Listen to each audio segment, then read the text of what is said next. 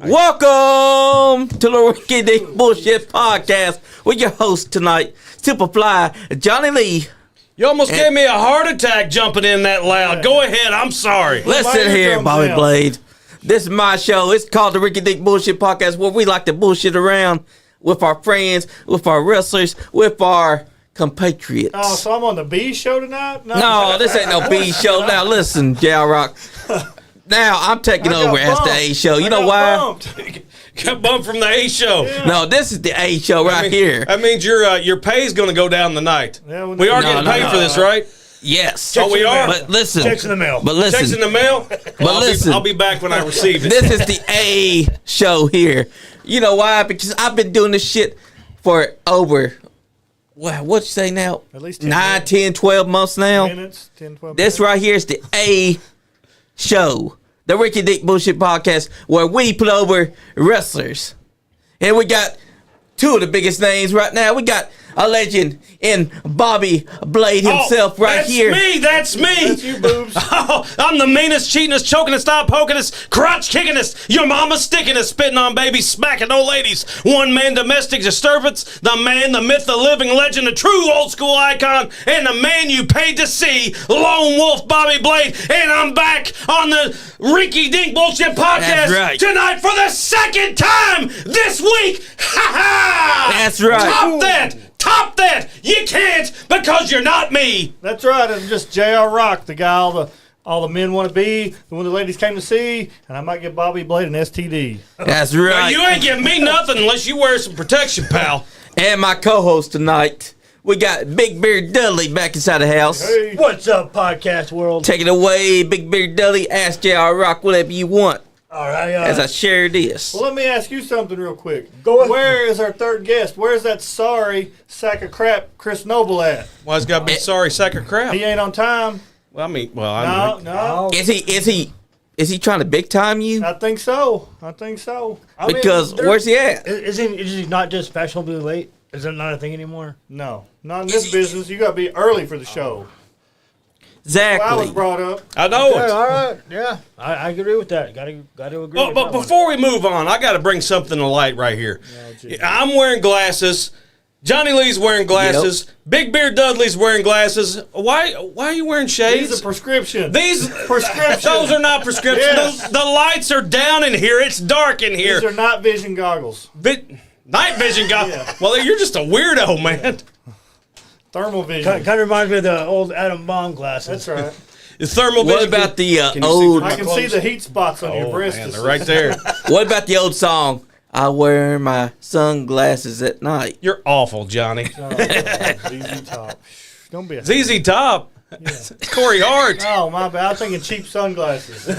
Corey Hart. Corey Hart. Yeah, I was thinking cheap sunglasses. These are super cheap, like $2.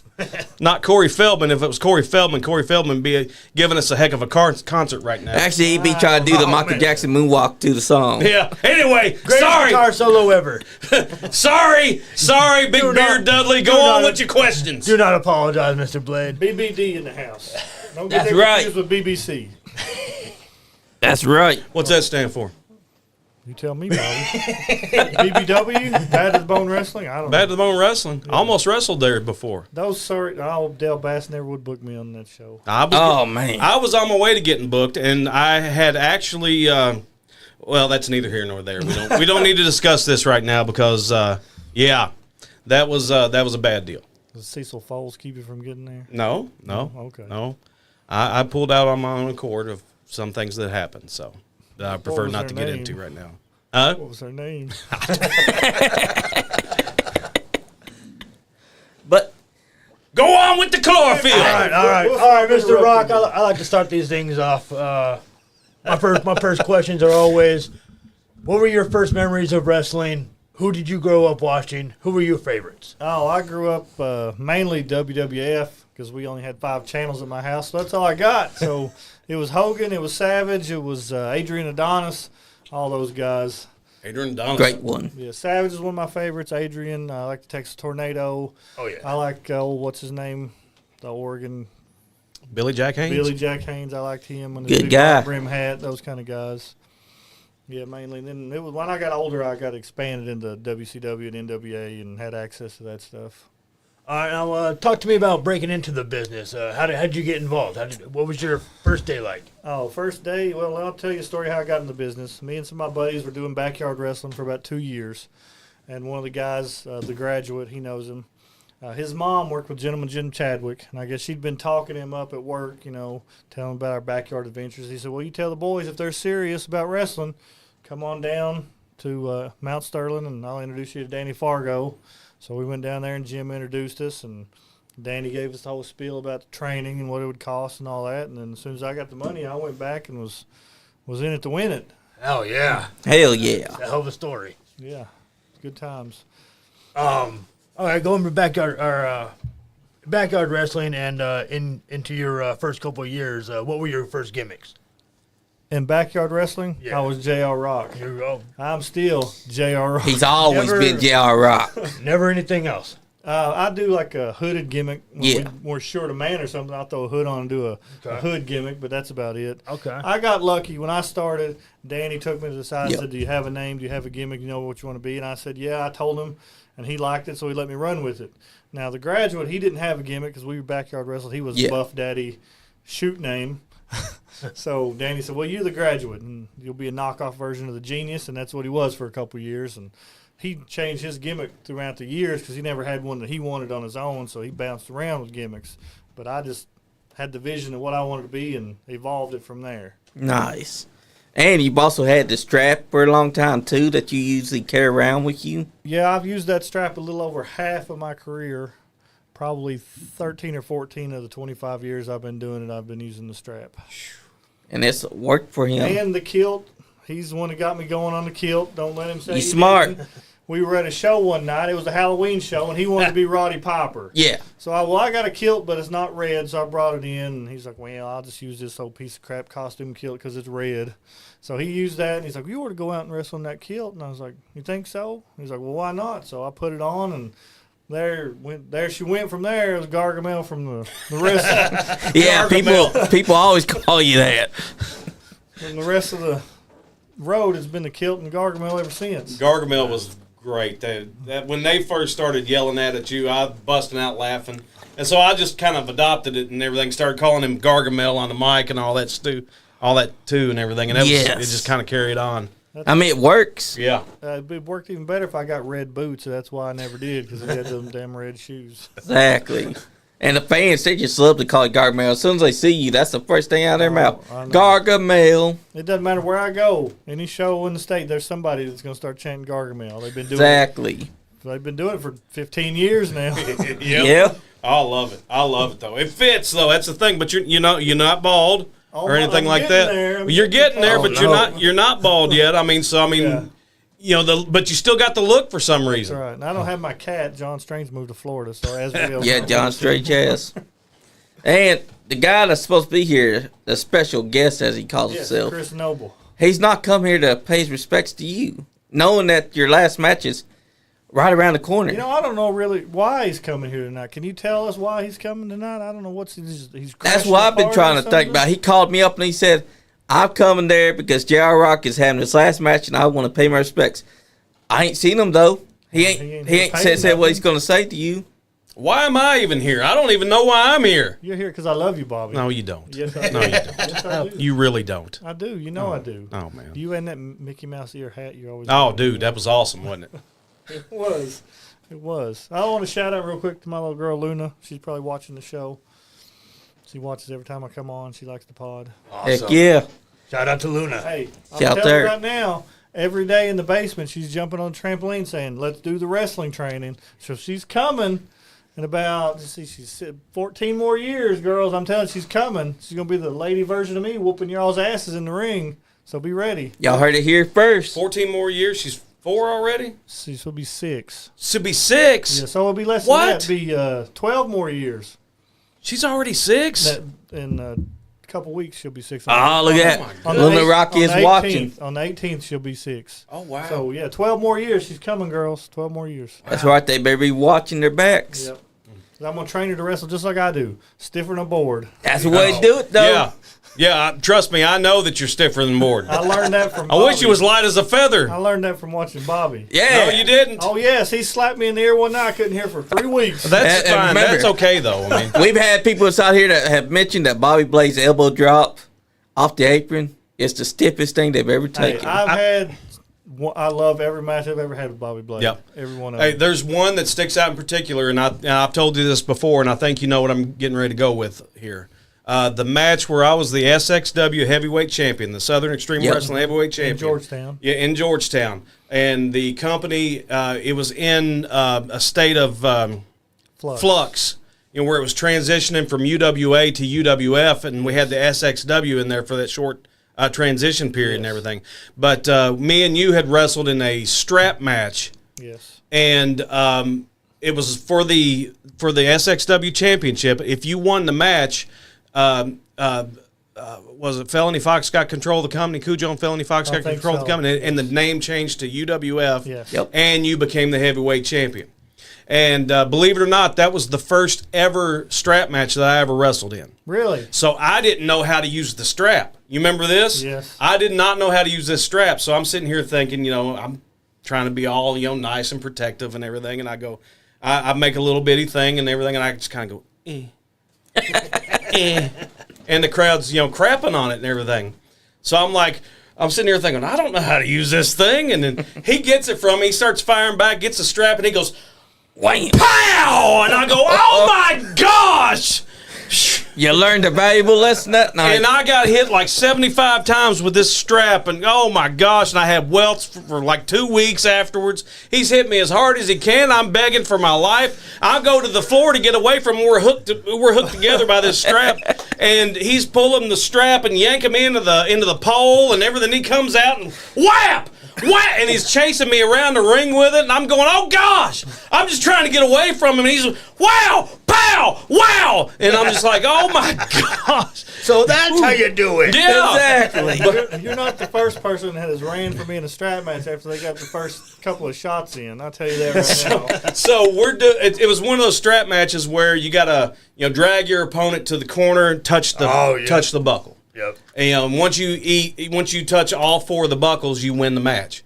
And so I drag him around and I touch the buckle, and then unbeknownst to me, as I'm dragging him, he's touching the buckles. Yep. And then I go and touch the second buckle, and he touches the second buckle. I have no idea he's doing this. And then the third one, touch the buckle, he touches the buckle. Then we go toward the fourth one, and he starts pulling the strap. So I'm sitting here, I'm reaching for the turnbuckle, Yeah. and the strap's over here, and I'm going, like this, reaching for the thing. And then I look at him, and I yell something at him. Well, as I'm yelling at him, distracted to him, Jim Chadwick pops up on the ring apron, and as soon as I turn back around, wham, with the kendo stick. And as I'm falling, JR jumps over, so it's like a double boom, and it's a great, fantastic visual. And he reaches out and he slaps that turnbuckle, and the roof came off. You remember that pop? Yes. The roof came off of that building, and those people jumped up, and they were super hyped for this, man. And it was great. And then you had the whole. He won the belt. He won the ownership of the company over to Felony Fox and Cujo. Nice. And the name of the company changed officially from SXW to the UWF, Yeah. United Wrestling Federation. And it was amazing, man. That pop, I will never forget that pop. And one of these days, I'm going to upload that to my YouTube page Yes, and everything. I 'cause can't I've wait got to the see match. it. I've watched a couple of the matches of us that you've uploaded. Yeah. When we did the one with the Mickey Mouse ears, and I'm strutting around the ring with Bobby's Mickey Mouse ears, and I turn around and get kicked right in the, we'll say the gut, and then. But it wasn't in the gut. But yeah, man, we've wrestled. There was another time we wrestled in a tournament. Yes, it And- was the heavyweight championship tournament. Yep, Nice. heavyweight championship tournament, and that was a great match as well. Yes. And then there was that one time I always loved cutting promos on JR Rock, because you remember me talking about promo around Yep. the world, where I would. I was cutting a promo, and I had a group called Lone Wolf Enterprises, and it was me and Jared Sloan, Mean Gene, and Mistress Burgundy. And I'm cutting a promo for the upcoming match with me and JR Rock. And I said something about, we're going to do something, different this week. We're going to take this promo on tour around the world. So Mean Gene and Jared Sloan knew what was getting ready to happen. Yeah. So they started giggling because they knew it was going to be funny. So they went and got a chair, and they stuck it in front of some random person in the crowd. Yeah. On the front row. And I went out there, and I sit right down right directly in front of this person. And JR wasn't even there this night. I don't think you were there. Were you there that night? I wasn't there. Yeah, he wasn't there that night. So I'm cutting a promo about JR Rock to a person in the front row, directly in their face, like this close to their face, and acting like they are JR Rock.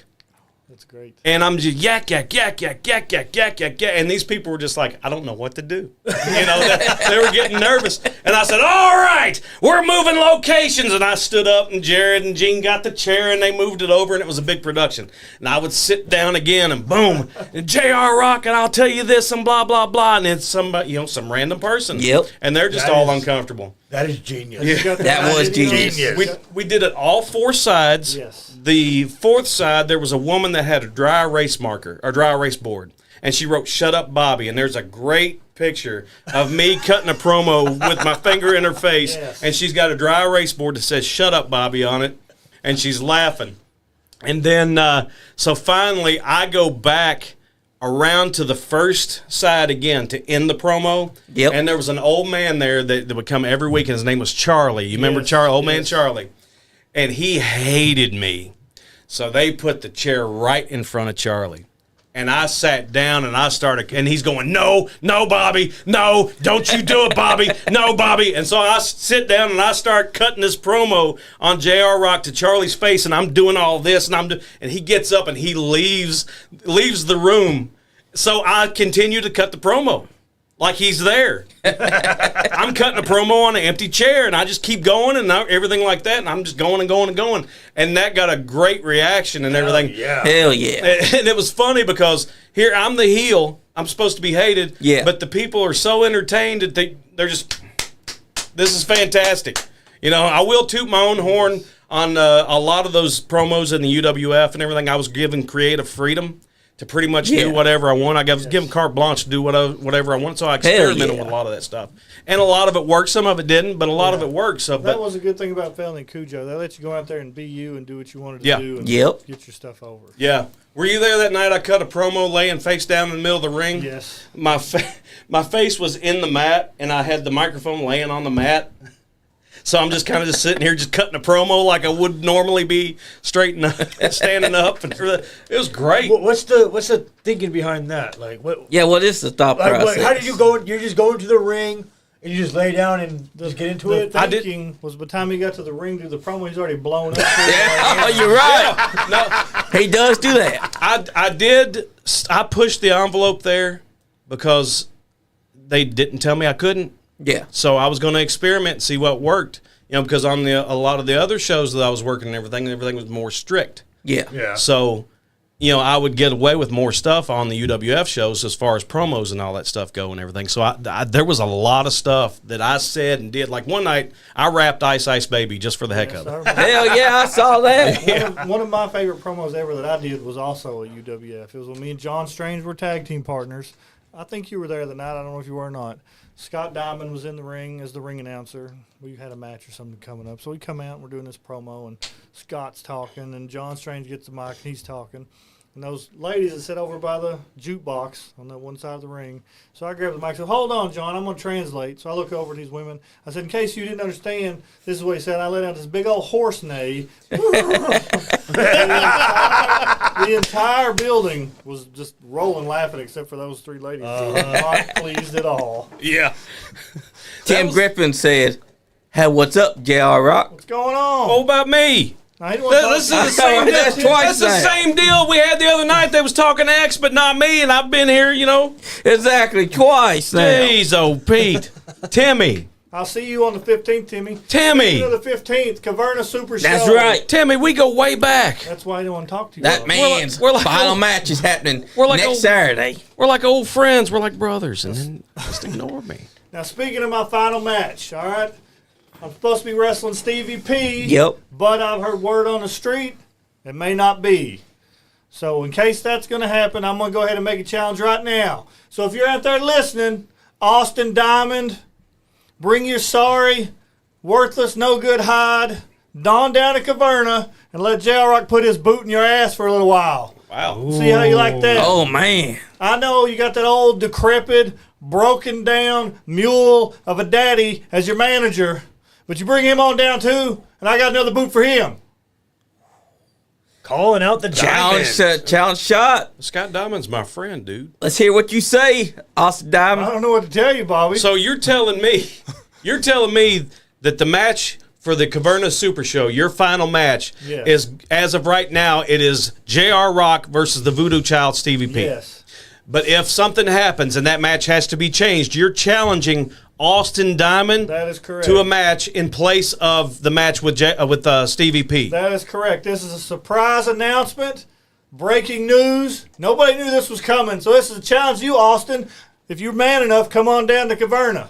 You heard That's it first right. on the Ricky Dinky Bullshit Podcast. Well, I'm telling you this much, Austin Diamond. If you're watching and this match ends up happening, the match with you and J.R. Rock, then you better guard your back because that strap is coming. I'm telling you. Speaking Exactly. of that, you better bring a roll of tape, Austin, so when you put that loop on that strap around your wrist, we can tape that sumbitch on real tight, because I'm going Yeah. to drag you around that ring all night long. That's right, Austin. If you're man enough, accept the challenge. But I ain't heard him try to call in yet.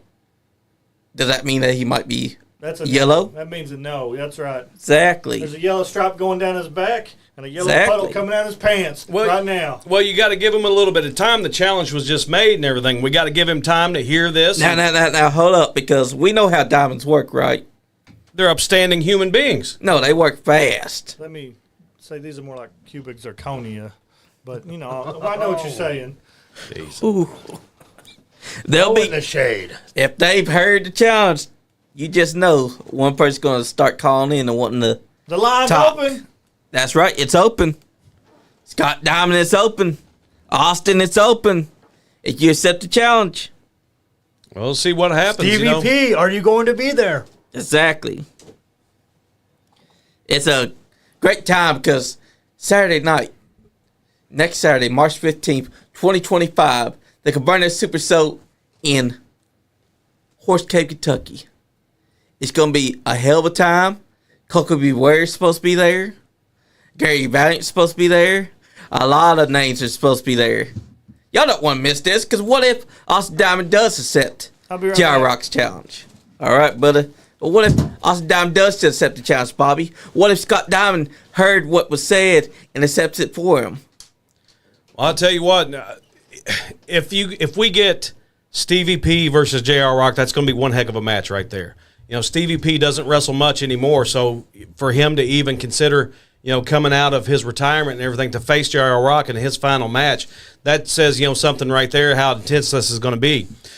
If Stevie P does not make the match and Austin Diamond does accept, that's going. You got an upstart in Austin Diamond taking on a veteran like J.R. Rock. J.R.'s a wily veteran. I'll say it. He's very, very devious and everything. And, he might smile he doesn't smile much, but, when he does smile, he might be friendly and, and all that stuff and everything. He might come across friendly, but that's a vicious individual right there.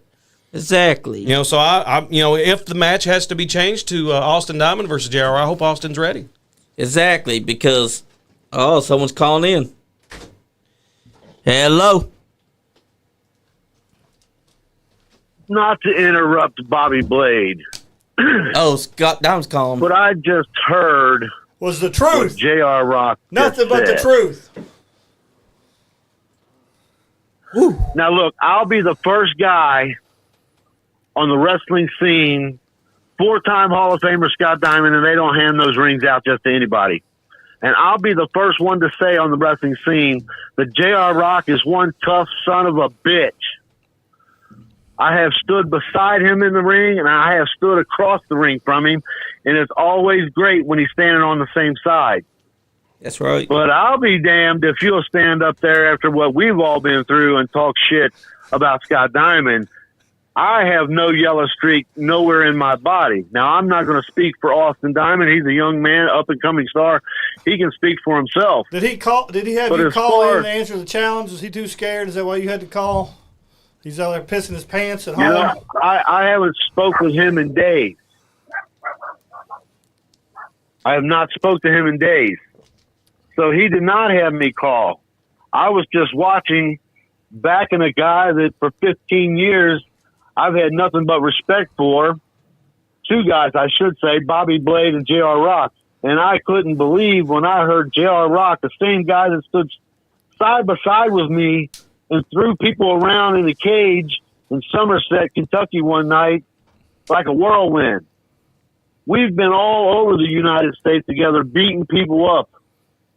And how dare you even just incline that Scott Diamond is anything but evil, mean, and nasty, Well, and always had your back. I'll tell you what, Scott. If you feel that strongly about it, I go ahead and make you an offer right now. You can be my manager instead of that punk ass Austin's manager. How does that sound? Well, you know, I think he Which- does need a little bit of straightening out. Which and horse do you want to back? Well, you know, it always looks bad when you go against family. The Costa Nostra is not built that way, and neither is the Diamond Cartel. But at this point right here, after Austin Diamond turned his back on me 2 months ago at the Scott Diamond birthday bash, he took my $1,500, and then him and Frank the Tank want to pile drive me on a steel chair.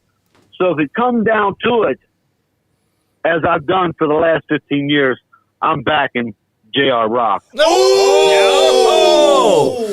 Oh, wow. Y'all heard it here first. Yes, Wow. sir. Things just got hot. That is a shocking revelation right there. Scott knows where his bread is buttered. Wow. All right. That Converted You know- Super Show just got even better. Sins of the fathers, as they say. And I've Well, committed it's a knocking lot on of your them, and door. J.R. Rock and Bobby Blade has too. But you What- don't turn around and bite the hand that feeds you, and that's exactly what Austin Diamond done. Scott, we On just got January something the 3rd. from Austin Diamond inside chat. He said it sounds to me that the geriatric gentlemen want to stay in opposite Austin Diamond. That's all good and well. The title undefeated doesn't come free. He just said that he's Well, I undefeated. can tell you this. Oh, look who's here. Look at who just walked through. What's going on? Chris Nice to Noble. meet you, too. You know what, Austin? What's up, man? It's easy to be undefeated when you're sitting at home on the couch watching the matches. Oh, shots fired. So, Hey, you want to talk about J.R. Rock and Scott Diamond? Let me tell you what we've done together. When you show up at a man's house, as we did, wait for him to come out and go to the gym, and then you drive his head straight through the windshield of his own car and leave and go have beers. That's what happens when J.R. Rock and Scott Diamond get together. So as much as Austin has learned over the years from watching J.R. Rock, growing up beside him, watching the old man, Scott Diamond, he may have learned a lot, but he didn't learn everything that we know. And if that comes to pass, he's going to have a rude awakening.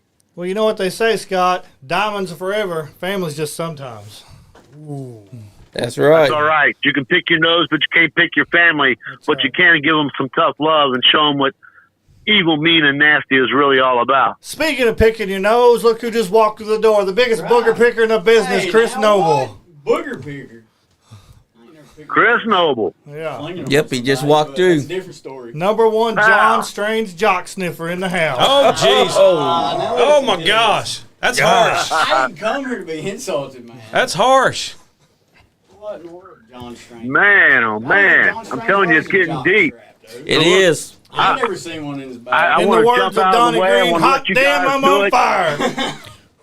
man, this studio is Bobby heating up. Blade, nothing but much love, my friend, from Absolutely. the nefarious Scott Diamond. Nefarious. J.R. Rock, if it comes through, I got your Word. back, brother.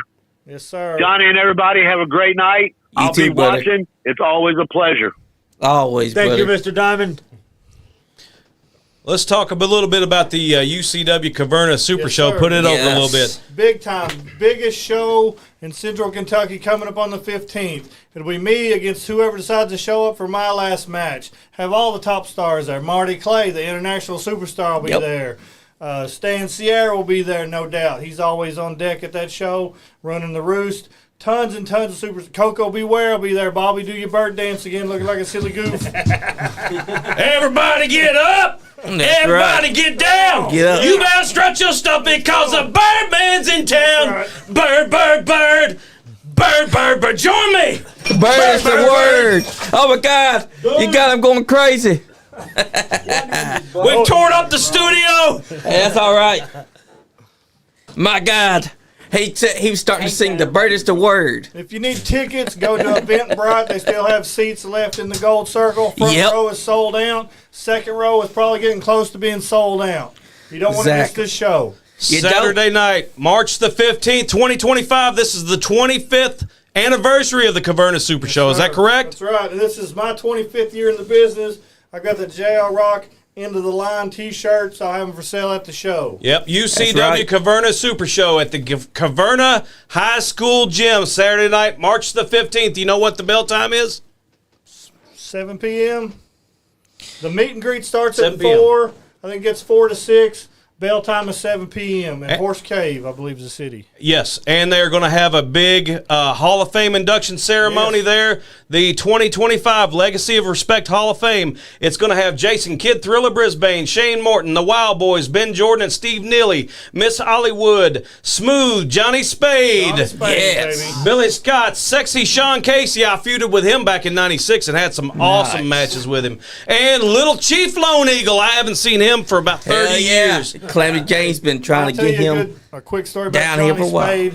I was doing a battle royal for Jed and Jimmy Walls down at USWF, and I'm getting ready to get dumped out. And I go to Johnny. He's like, "You ready to go in?" I'm like, "Sure." He gives me a backdrop over the top to the floor. I was like, "Damn, Johnny, I wasn't expecting that." Hey, Johnny was cool, man. The first time I ever met Johnny Spade was the first night I ever worked with him, or first time I ever wrestled him, and that was at UWF. I was the UWF heavyweight champion at that point, and he came in, and we were main event, and we had an incredible match. And a then, good worker. yeah, we wrestled for like the next month straight, and it was like it was like I was feuding with Stevie P, and then I went immediately into a feud with Johnny Spade, and then after that was over with, I don't remember who it was, but there was a span of 3 months. I was having incredible matches with those guys and everything, and it was just great, man. That was a great time, dude. JR Rock, Yes, sir. Austin Diamond replied to you.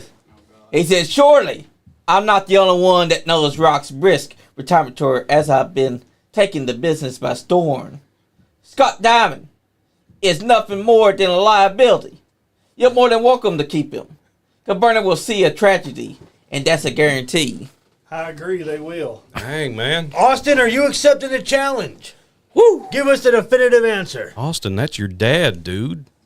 I mean, you saw what he did to him Hey, I tell you on the right 3rd now, of January. If Austin accepts that challenge, I'm going to show him who his daddy is. Oh, come the geez. 15th. Oh, jeez. Exactly. If you accept that challenge, Austin, woo. I mean, you're my boy, but No. I got to tell you. Now, Bobby was telling about how I beat him to death with a strap and this and that. Oh, gosh. Now, Chris Noble has some experience with that, too. Oh, I had man. him all by his lonesome for 2 minutes in a Survivor Series War Yes. Games cage match. Oh, one damn. day. Yes, I not only Oh, gosh. I'm breaking We tore- everything we tonight. That's dude. all right. Studio Listen, up listen, again. I'm Hold on, hold on, hold That's on. all right. Everybody knows when Chris Noble walks in, the house comes down. But anyways, Hope yes. Andy's not watching this. He accepts your challenge. Oh, breaking news, breaking news. I'll be ready. By all means, if that's the challenge laid before me, I accept. Oh, boy. Austin Diamond versus JR Rock. Yeah, and Caverna Super Show. back to that leather strap. He not only had the big leather strap that night, The mini he also strap. dug a mini strap out of the locker room somewhere. Oh, And, damn. yeah. 2 minutes of getting strapped. I mean, that's not cool. Did he Sucks. take that mini strap and show you how it's done as well? I mean, yeah, you can YouTube it, dude. It's right It's on there? Yes. Nice. Yes. Not only did he beat the shit out of me that night, so did Amazing Maria. Oh, God. Oh my God! You know what? Get on her bad side. And everybody else that was on my team, basically. Yeah. Oh. Yeah. You got your ass whooped with all those straps from them. Not a pretty sight. My strap, the big strap, little strap, her strap on. You got Oh, her strap. What the? Hey, listen. Man, you ain't supposed to bring up locker room stories, bro. We've done broke loose here tonight. I mean, That does sound like a it rock happened. room story. I'm glad you said that. Speaking of locker room stories, another reason I'm here tonight is to promote That's a right. book that I'm writing. It is called Locker Room Stories from Kentucky Wrestling. It's my experiences over the past 25 years, stories I've seen, witnessed, and heard, along with every other wrestler that wants to get involved. Get a hold of me on Facebook, YouTube, however you want to message me. Send me your stories. I'll put them in the book. I've already got several people that's reached out to me and sent me some stories. So whoever wants to be in it, just let me know and I'll get your story in the book. I'm gonna need a signed Zach. copy of that one. Quick question: is there any ice train stories in there? There can be. Oh my gosh! Because I You got 'em. gotta do it. Woo, I got woo, 'em. baby. How'd you turn this? Like this? I tried to tighten it back up. Woo, woo, woo. I'm trying to spin it I back haven't around. got any ice train stories yet, but I'm sure they're going to show up eventually. Oh yeah. My favorite involves Crush Your Bones calling him the wrong name. Every time asking for a beer. Ice Tray. And him saying, finally going, God damn it, my name is not Ice Tray, it's fucking Ice Train. Well, while Bobby's over here trying to figure out how to work this microphone, I'll tell you an ice train story. I don't know how to Nice. use technology. Hey, I got Hey, it. you got it. I had been in the business probably 2 years. I was down at MWA, or it was before MWA. It was Danny Fargo was running it, so he had bought it and changed the name, but it was still MWA basically. And I was in a tag match.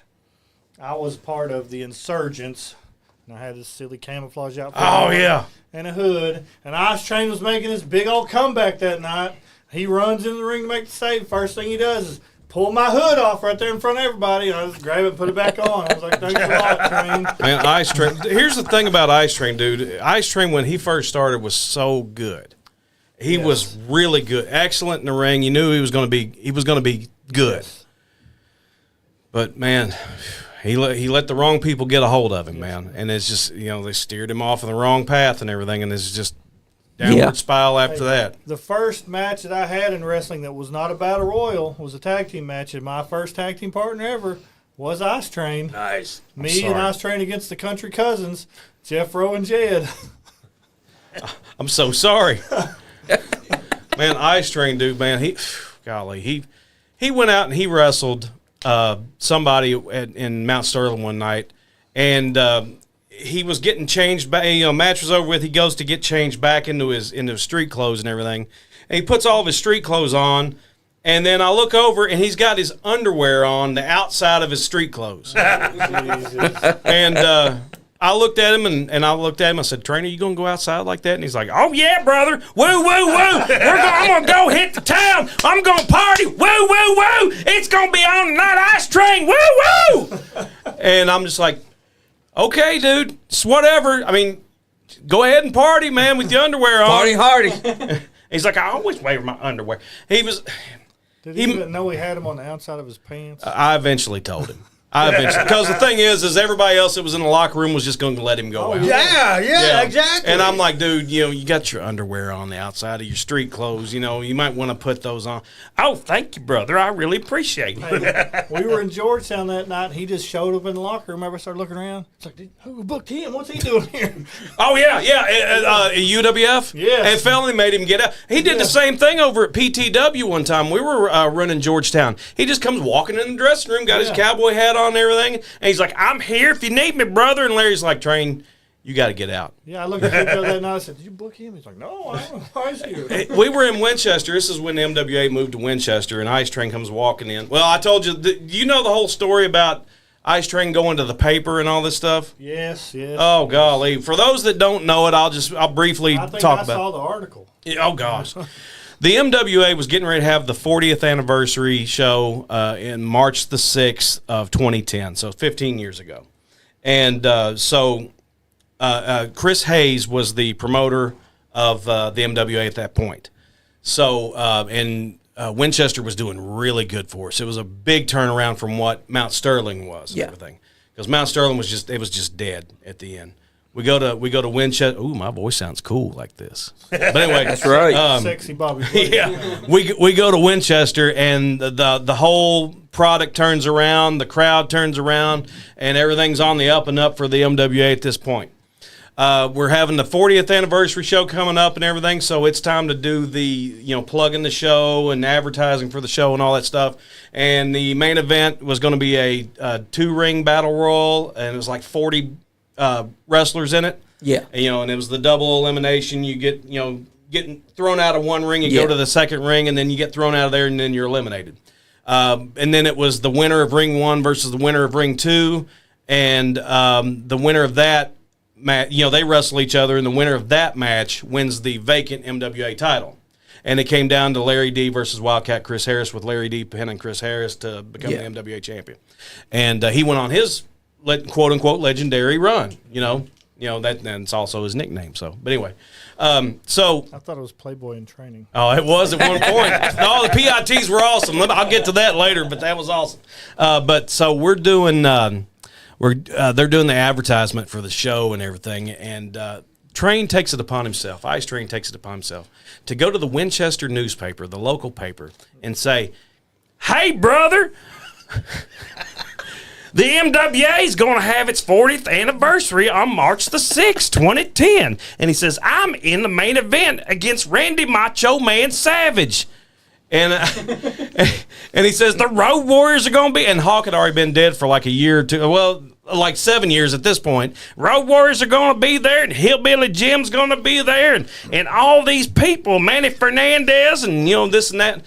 All these big, huge names are all going to be there, according to Ice Train." And the people, they run the article in the paper, and Chris Hayes finds out. And this is before Chris, he became born again. That's A little bit after this, Yeah. but he found this out, and he saw this article, and he blows his top like I've never seen anybody blow their top ever before. He has to go to the paper and print a retraction and all that stuff, and say none of these people were ever scheduled. Ice Train, Brent Brashear has nothing to do with the MWA, and so on and so forth, and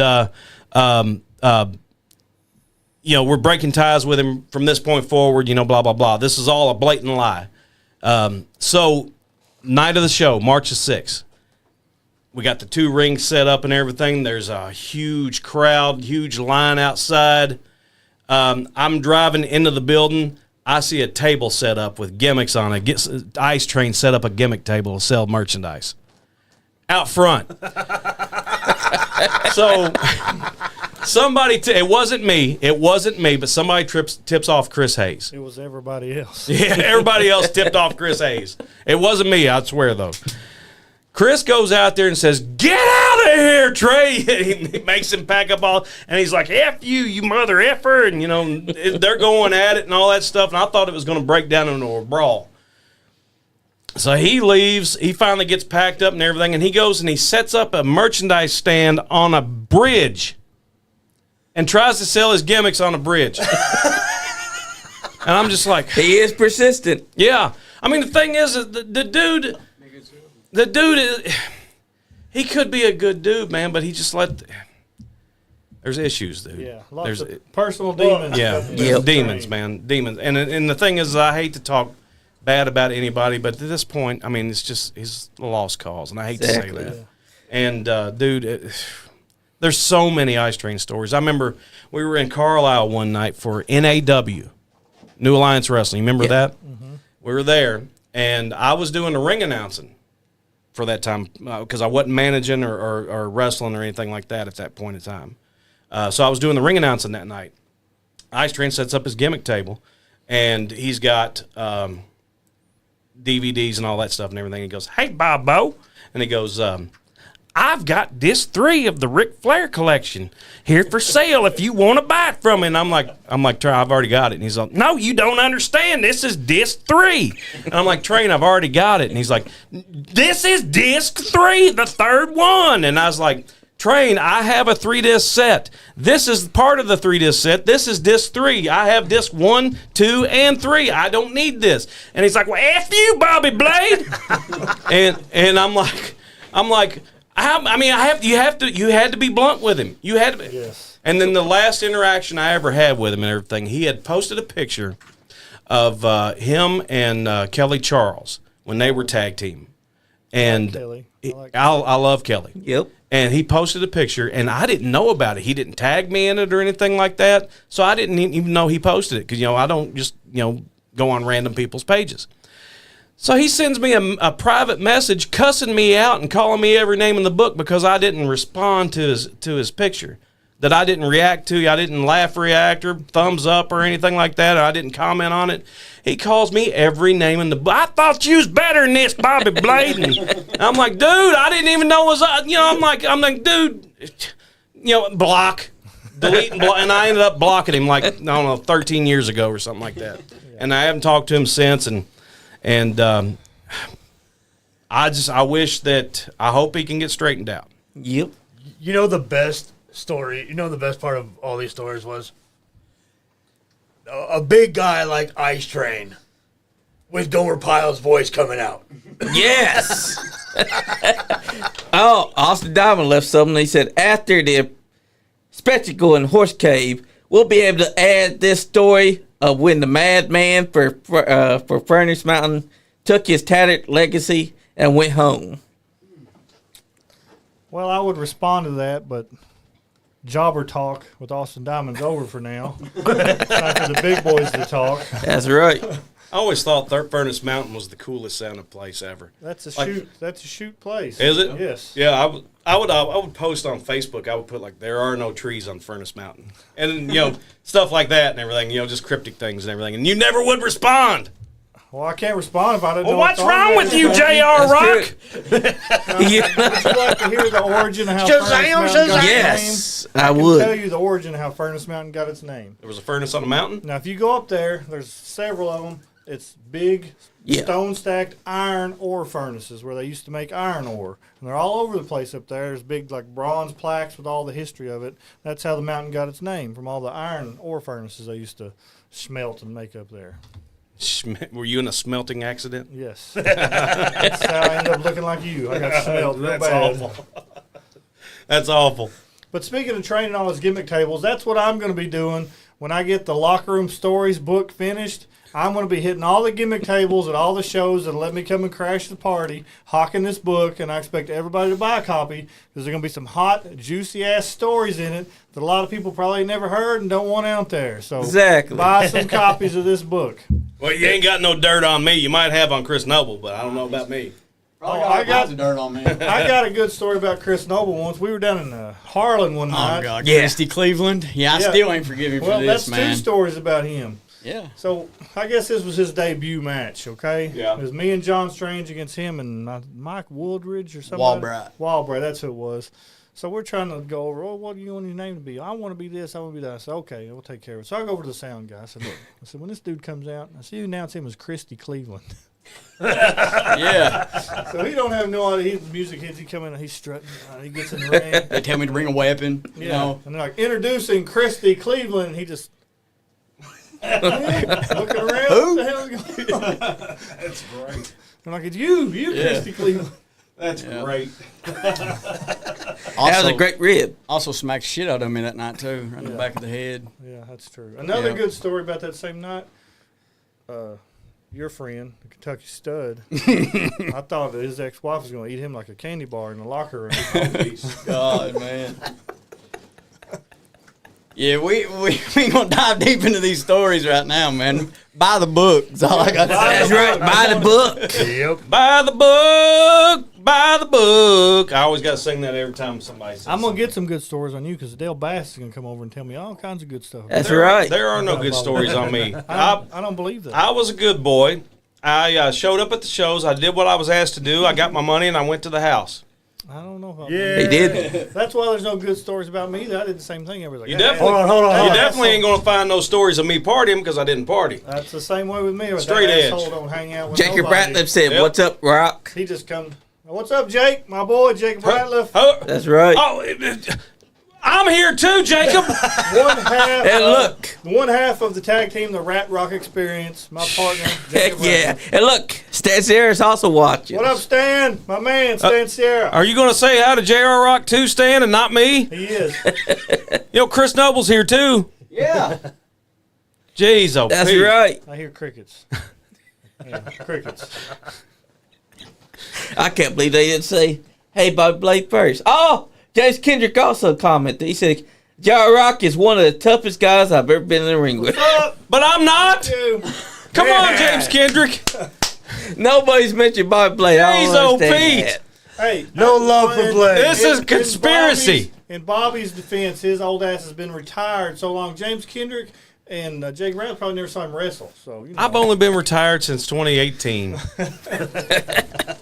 That was my last match with Hollywood Adam Swayze. I broke my collarbone. Great wrestler, by the way, Hollywood Adam Yes, Swayze. he is. I wish he'd come back down this way. There I you would go. too. Bobby Blade got a shout out. Oh, there you go. From who? From James Kendrick. Oh, thank you, James Kendrick. You're my favorite wrestler. He beat Jacob Ratliff too. Jacob Ratliff is usually the first person to say, I love Bobby Blade, and he beat Jacob Ratliff to it. Jacob, we're gonna have some words Jacob after the Ratliff show loves over me tonight. way more than he loves Bobby Blade. That's a fact. That is a fact. Hey, Fact. you know what? I could just Fact. talk like this and be like should. a radio host and You everything should. tonight. This is J.R. Rock and Smooth Bobby Blade coming at you with 90s jazz. You're here with Lone Wolf Bobby Blade tonight on the Storm. Oh, Hey, that's a radio voice right there. Yeah. a madman from Furnace Mountain. And our guest tonight, Job Squad, Chris Noble. That would have been funny if you hadn't messed it I up. know. That's right, baby. Pay me, pay me. But that's what's great about the book. Yes. Is that it's going to have lots of stories. Not only stories, there's going to be pictures. Old wrestling flyers will be in between each chapter of the book. Nice. So all kinds of stuff from the past. Wait. Job Squad, did I beat you last match we had? I don't Jeffersonville, recall. Indiana. I don't recall. I mean, it might have been Scott Diamond's fault, I but don't recall. I don't think. Oh, that man. happened. I don't recall. Was it at the arena? Yeah. Of course, every show at Jeffersonville is in the arena. That's right. There may have been a fireball. World involved famous. in the match. may have been a fireball. Is that where y'all had y'all strap match as well? Who? At the arena. No, that was Irvin. That was in Irvin. That was New Origins Wrestling when me and John Strange were running out of the Fair Barn in Irvin. Nice. We had the big 5-man War Games cage match. Yeah, that night. New Origins Wrestling. You should have saw the mat for that. That was pretty cool. I painted the mat. Oh, did you? The ring apron. I came up with the color scheme. I don't let John Strange lie to you. That was all my brain. Hell yeah. It was like a swirl or something like that, wasn't it? Almost. The logo in the middle was the NOW logo with the big sunburst around Yeah. it.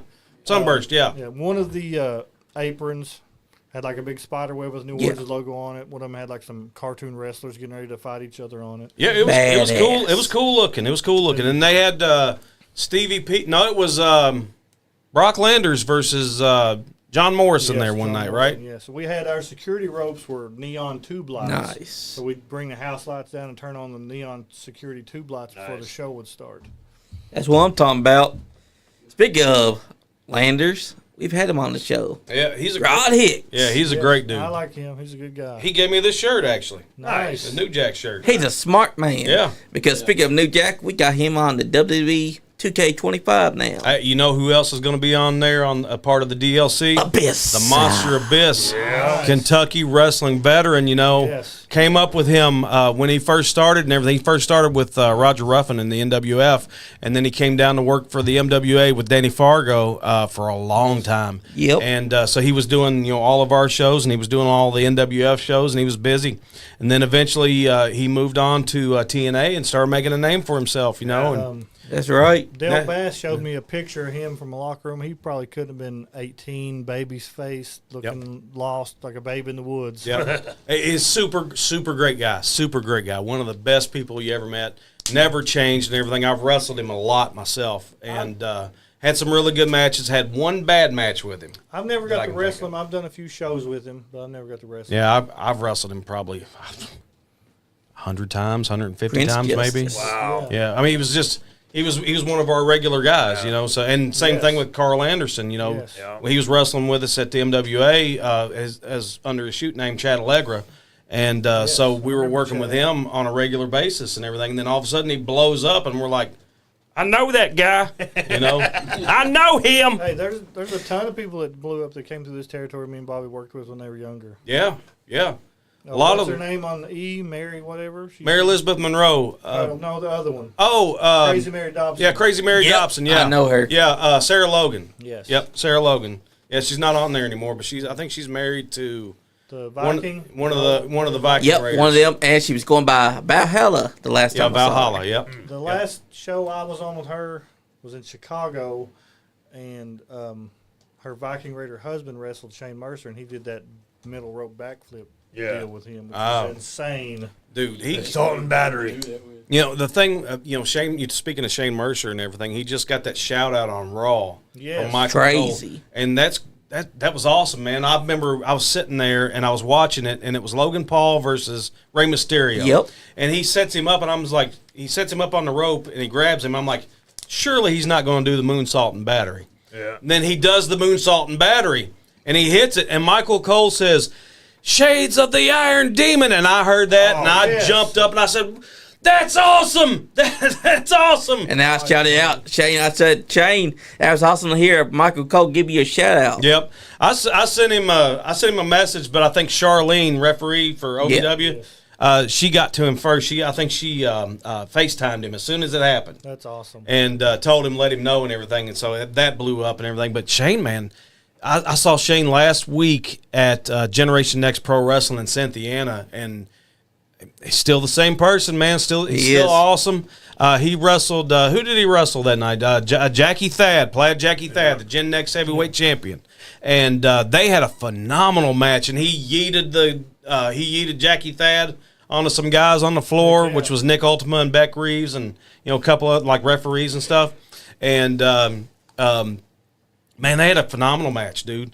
And I think the time before that I saw him was when I went up to the arena in Jeffersonville, Nice. Indiana, for the XCF Legendary 2023. Good promotion. The last time Yep. I saw him was at that show in Chicago. It's been a couple years, Yep. several years since I've seen him. He's a good dude, man. Yeah, I love Shane. He's great. Solid as a rock. Yes, really good dude. Yeah, great dude. Great dude. Sure he is. Yeah. You know Plus- Shane, Chris? Yep. Yeah, good. That's nice. Thanks. But it's great to see people that have been here getting reference or hired I know on it. I know WTV. it. Hell, speaking of Kentucky guy, our guy from Paducah, Kentucky, Ricochet, is Yep. right now in AEW doing his thing. And- I never met him. I was never never met on any him shows either. with him. Huh? I've never met him either. Yeah. Everybody says he was a super nice guy when he was, working the indies here Yeah. and everything. But, it's like we had come up with, there was a lot of guys that made it big, you know, Yes. Larry, Yeah. who else? Justice, Wildcat, Chris Yes, Harris, Cat. Rob Williams. I'm sorry, I just burped in the microphone like I'm just at home. Well, even You're looking at Sean Johnson here. He would be like, Shadows was on SmackDown, right? Didn't Haley Shadows? She was on SmackDown. Yeah, Haley Shadows. Yeah. yep. Kelly Klein, she blew up Yes. in Ring of Honor. Ring of Honor. Yeah, a bunch of people, man. Bunch of people made it. Chad Allegra, Carl Anderson. Yes. Jillian Hall. Yes. I worked a lot with Jillian Hall, and and everything. And that it was. I was telling people that we were talking Tommy the other Mercer, night. Didn't Yeah. Tommy Mercer? Yeah, Tommy Mercer. Yeah, Crimson. Crimson. Yeah, he was in the MWA for a little bit, but he was more of a Tennessee guy. Yeah. Yeah. He came up with Crippler Jeff Daniels when he was working with us in Winchester and everything. But I had put, I forgot what I was saying. See, that's what I'm telling you right there. Guys coming up. I'm talking about guys coming up who made a name for themselves. I don't know where I was going. Hey, with we've it. made a good name for ourselves, Bobby. Everybody in Kentucky knows who we are. Yeah, That's right. Yeah, yeah. Everybody knows who Lone Wolf Bobby Blade is, and everyone knows who J.R. Rock is. Hey, this is no lie. I was on a show in Owensboro. It was the first time I'd ever been there. I walk in the building, And who do I see? A couple of fans from Nicholasville. I was like, what are Yep. you all doing here? Well, we saw you on the flyer, so we drove from Nicholasville to Owensboro to Yeah. watch the match. I was like, well, damn. Nice. Some fans right there. That's dedication too. A fan came up to me on Saturday night, and I always encourage it. I'm doing commentary now. If nobody's aware, I'm doing commentary now, strictly commentary. The smooth sounds of Bobby Blade. Yes, the smooth sounds of commentary. But anyway, though, I'm doing commentary now, so I fully invite anybody, if you want to come up and speak to me and everything, while I like intermission, please come up and talk. I love talking about old school wrestling. I love talking about the old days and everything. So please don't hesitate to come up and say hi, Exactly. Shake my hand or anything like that. But I had somebody come up to me Saturday night in Cynthiana, Kentucky at the Generation Next show. And she goes, "Hey, Bobby Blade." And I'm like, "Hey, how you doing?" And she's like, "I'm doing good. I haven't seen you since I was 6 years old." And I'm like, Oh, "Really? How old are you now?" And I think she said 36. dang. And I think that's what she That said. tracks. And I'm like, well, I probably don't know who you are because whenever I was wrestling, I always had my glasses off and I couldn't see the front row. so I've got people coming up to me. If you come up to me at a show and you speak to me and you saw me, like when I was younger and, you were younger and everything, please tell me where you saw me at, because more than likely I don't know who you are right off because I can't see. Like I'm blind as a bat almost, which is why I'm That's super exactly stiff. what I felt like. Hey, something like that happened to me in Lexington. All right, I was over at Marshall's shopping. I'm checking out, and the guy who's at the counter's got a little walkie-talkie, and then beeps. And he's like, "Hey, Yeah. so and so back there said, want to know if you wrestle in Georgetown." I'm like, "Yeah, yeah." I don't know who the hell it was. It didn't say. But Yeah. I was at a flea market one time, and somebody comes up and she goes, "It's you," and I'm like, "It is," and she never said, "I know you from wrestling," or "It's you." I'm like, That's all she said. Yeah, it sure is. How do you respond to that? you can't. I'm sorry, man. If you feel like talking, just take it from me. Let me ask Listen, you a nah. question. Go ahead, Chris. I was just going to tell him I love listening to the stories. Oh, let me ask you a question real quick about your commentary career. All right, a couple years ago, Yep. I heard you were doing commentary for a show, and you had some kind of altercation with the Easter Bunny. Oh Can man, you explain this to me? I remember Did you get that. accosted by Easter Bunny or something? I was there for that. What's up with that? Were you like trying to steal his eggs or something? I had to sign an NDA. We cannot discuss this at this point. Oh, that sounds bad. You still can't discuss after it happened. That's just what I heard. I don't know what happened, but it sounded kind of kinky. Oh, it did. Trust me. All I know is after I was accosted, those eggs were fertilized. You made a couple of Cadbury cream eggs. Huh? Yep. I just came off of that off the top of my head. Oh! That's right. See, you still got it. I guess. I mean, I stutter a lot now for no reason. All right, Chris. Hey, well, that let's hear happens, from you. though. If Bobby will shut his trap for a few minutes. You get a That's couple what of I'm words talking. in here. That's what Well, I'm talking Let's hear about. some. I mean, I stutter all the time anyway, so you ain't got no problem with that. Yeah. How you been doing? Been doing good, man. Working the shoot all the time. Yeah, you know? A shoot? Yeah, staying What's busy. that? The poop shoot. Yep. Working That's the what poop Bobby shoot. does. He's dropping them deuces every day. I mean, you got to. You got to You keep that colon getting back in clean. the ring anytime soon? Probably not, bro. That Probably last not. ass whooping I gave you made you pack it up, huh? I figured as much. I don't know if it was the ass I whooping figured it or was. the embarrassment I of just myself, assumed you it know. was, Yeah. Yeah, I don't know about that. I mean, like I said, I did walk away I victorious. don't remember that. Whether there was a fireball involved or not, I still walked away victorious. Hey, it doesn't matter how you got there. It just matters all you got's the win, I believe I would take that up with Austin Diamond's daddy, Yeah, you know, at your match. He was- Absolutely. He was our manager last time, too. Yeah. Yeah. No fireball, Scott. Are you listening? I'm just saying. On the I'm fireball phase. Scott Diamond sees green, bro. So, Talk to him over there. yeah. See, Whatever. green. Yeah, he sees green, man. You give him money, he'll do anything. That's for true. Sure. That's for sure. Yeah. All right, so a lot of you people out there, you all might not know Chris Noble. Oh, I was briefly in the business. He was in the business for 4 or 5 years, probably. He was trained by John Strange. I helped a little bit, but he ran around with us for a while. Yeah, yeah. He was brought in the hard way, rough. I was the head trainer for New Orleans when Chris came into business, so it wasn't no fun ride. Absolutely. I worked for everything. Every little inch they gave me, I'm pretty sure I worked for it. We tried to bring you up the right way. Absolutely. Made me respect the business a That's lot. right. A lot. It's what a lot of people miss these days is respect. They don't respect the business. Exactly. He hadn't been around as long as me and Bobby. We're a couple old dogs, but Yeah. he's a good hand to have around when he was wrestling. Well, So I don't want to sit in the dressing room like an old dog here, Spot. But you know, I'm not booked. I did pack a lot of bags, That's right. opened a lot of doors, drove a lot of miles, paid for a lot of gas. Help teach you respect. Yep. Absolutely. That's what you got to do, you know. But don't forget you're still our trainee, so I need some bags packed later. Oh. Dang, dude. You don't want to talk to you. No, I'm not. I thought I paid my dues a long time ago, bro. You got to pack Bobby's saggy bag and you're straight. Man. Hey, it's pretty Maybe saggy. Maybe Bobby don't want his saggy bag packed. He's No, gotta have it. If it don't, it's going to I drag. can guarantee you that I do want to I- say so. Oh, I ain't come here to pack no bags. I come here to shoot the shit. It's a little wrinkled. That's right. A little wrinkled, but still. So you got any more questions for us, big bearded Dudley? No, man, I'm really just enjoying this. Oh, Lee, you're underprepared tonight. Yeah, he is. I'm just kidding. All right, so Oh, that's cool.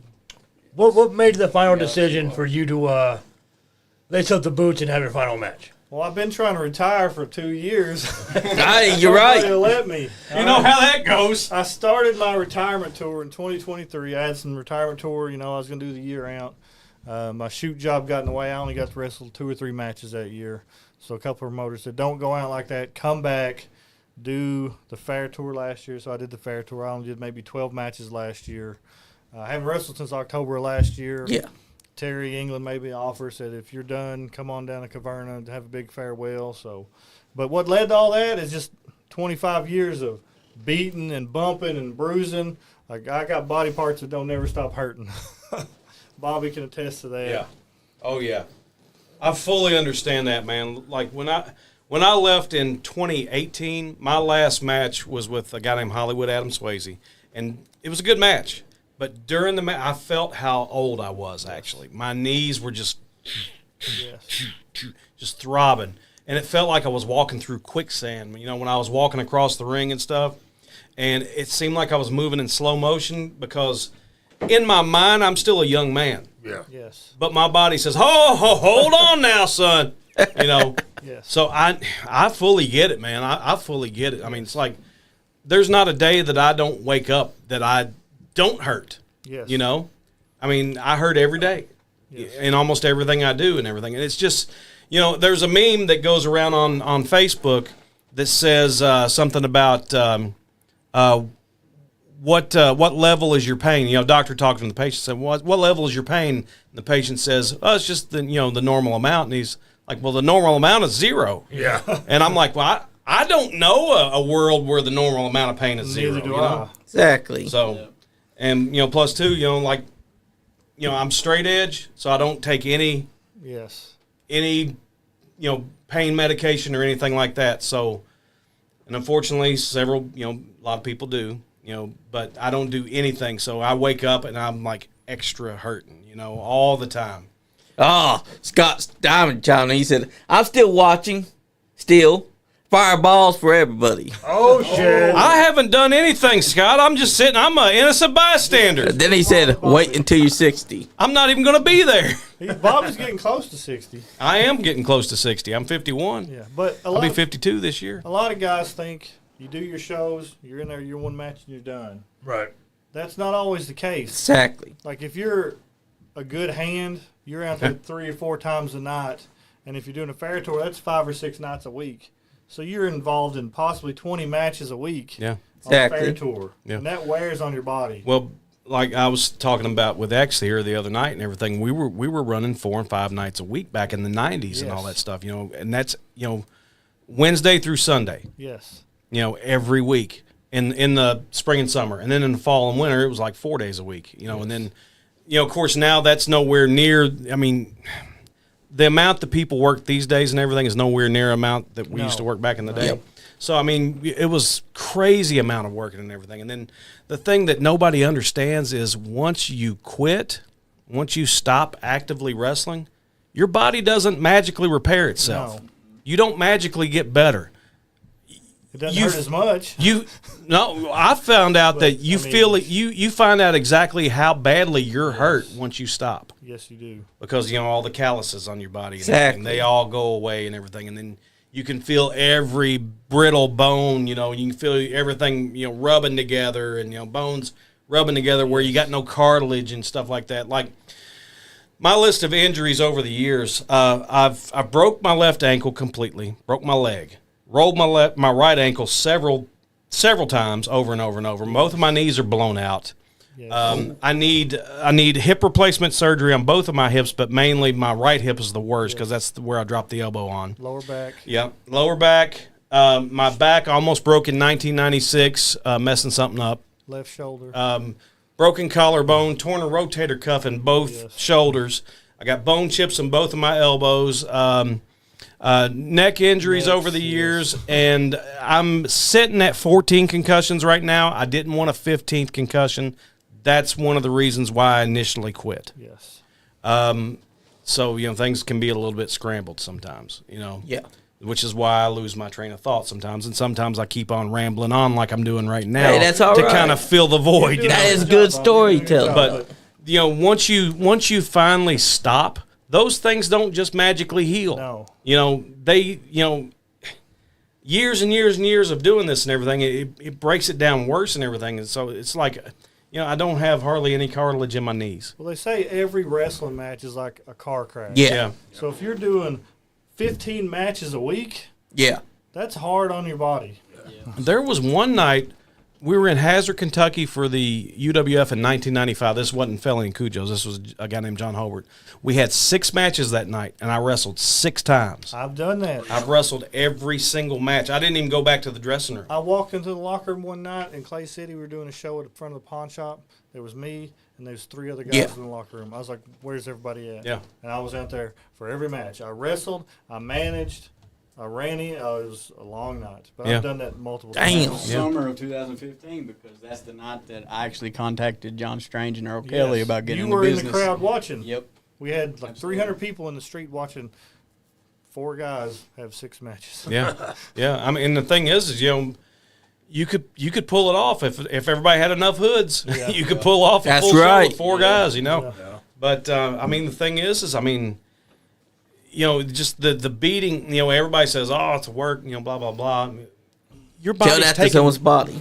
Yeah, your body is taking a Punishment. beating. Yes. You're landing on this mat. You're landing on this concrete. You're landing on gravel if you're outside of the Yeah, finish. exactly. I mean, and Yep. like you said, every time you take a bump, it's like a car crash. Yes. So because that's not normal for people. People just don't go falling around. And it had to have been about 2022 when you decided, I don't want to do this no more after 2022. It's not that I didn't want to do it anymore.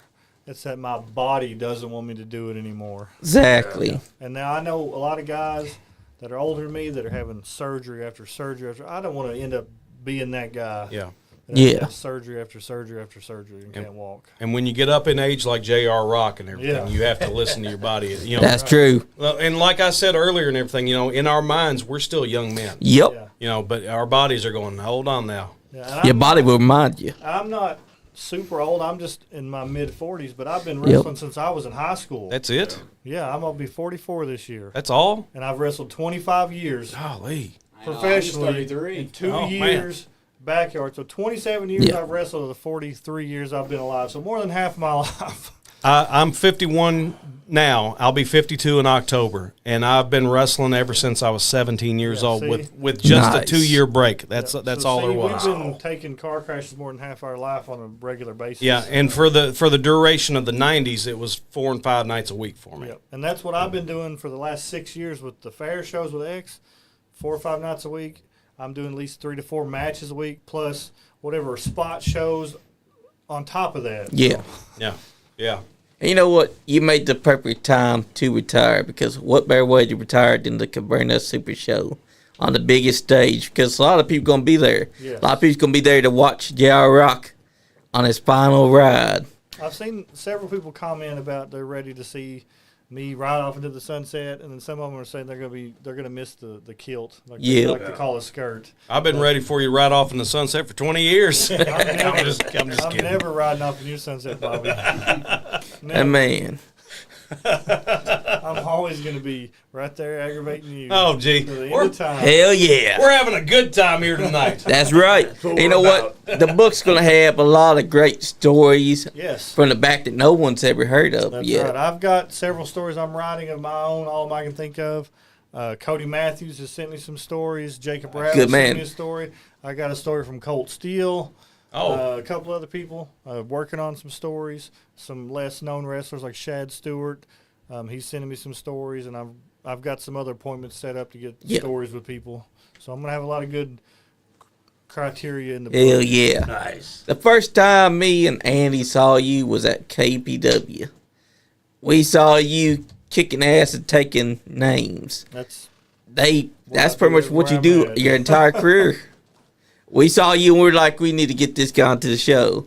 Finally got in here, and man, I can't tell you how excited I am to have you back onto the show. I'm always happy to be here. It's always a good time because you and Bobby Blake together, and Chris Noble. Thank you. That's a good combo. Yes. This is the end of an era, okay? When I retire on the 15th, I will be the last active trainee trained by Danny Fargo. Yep, Oh, wow. Yep.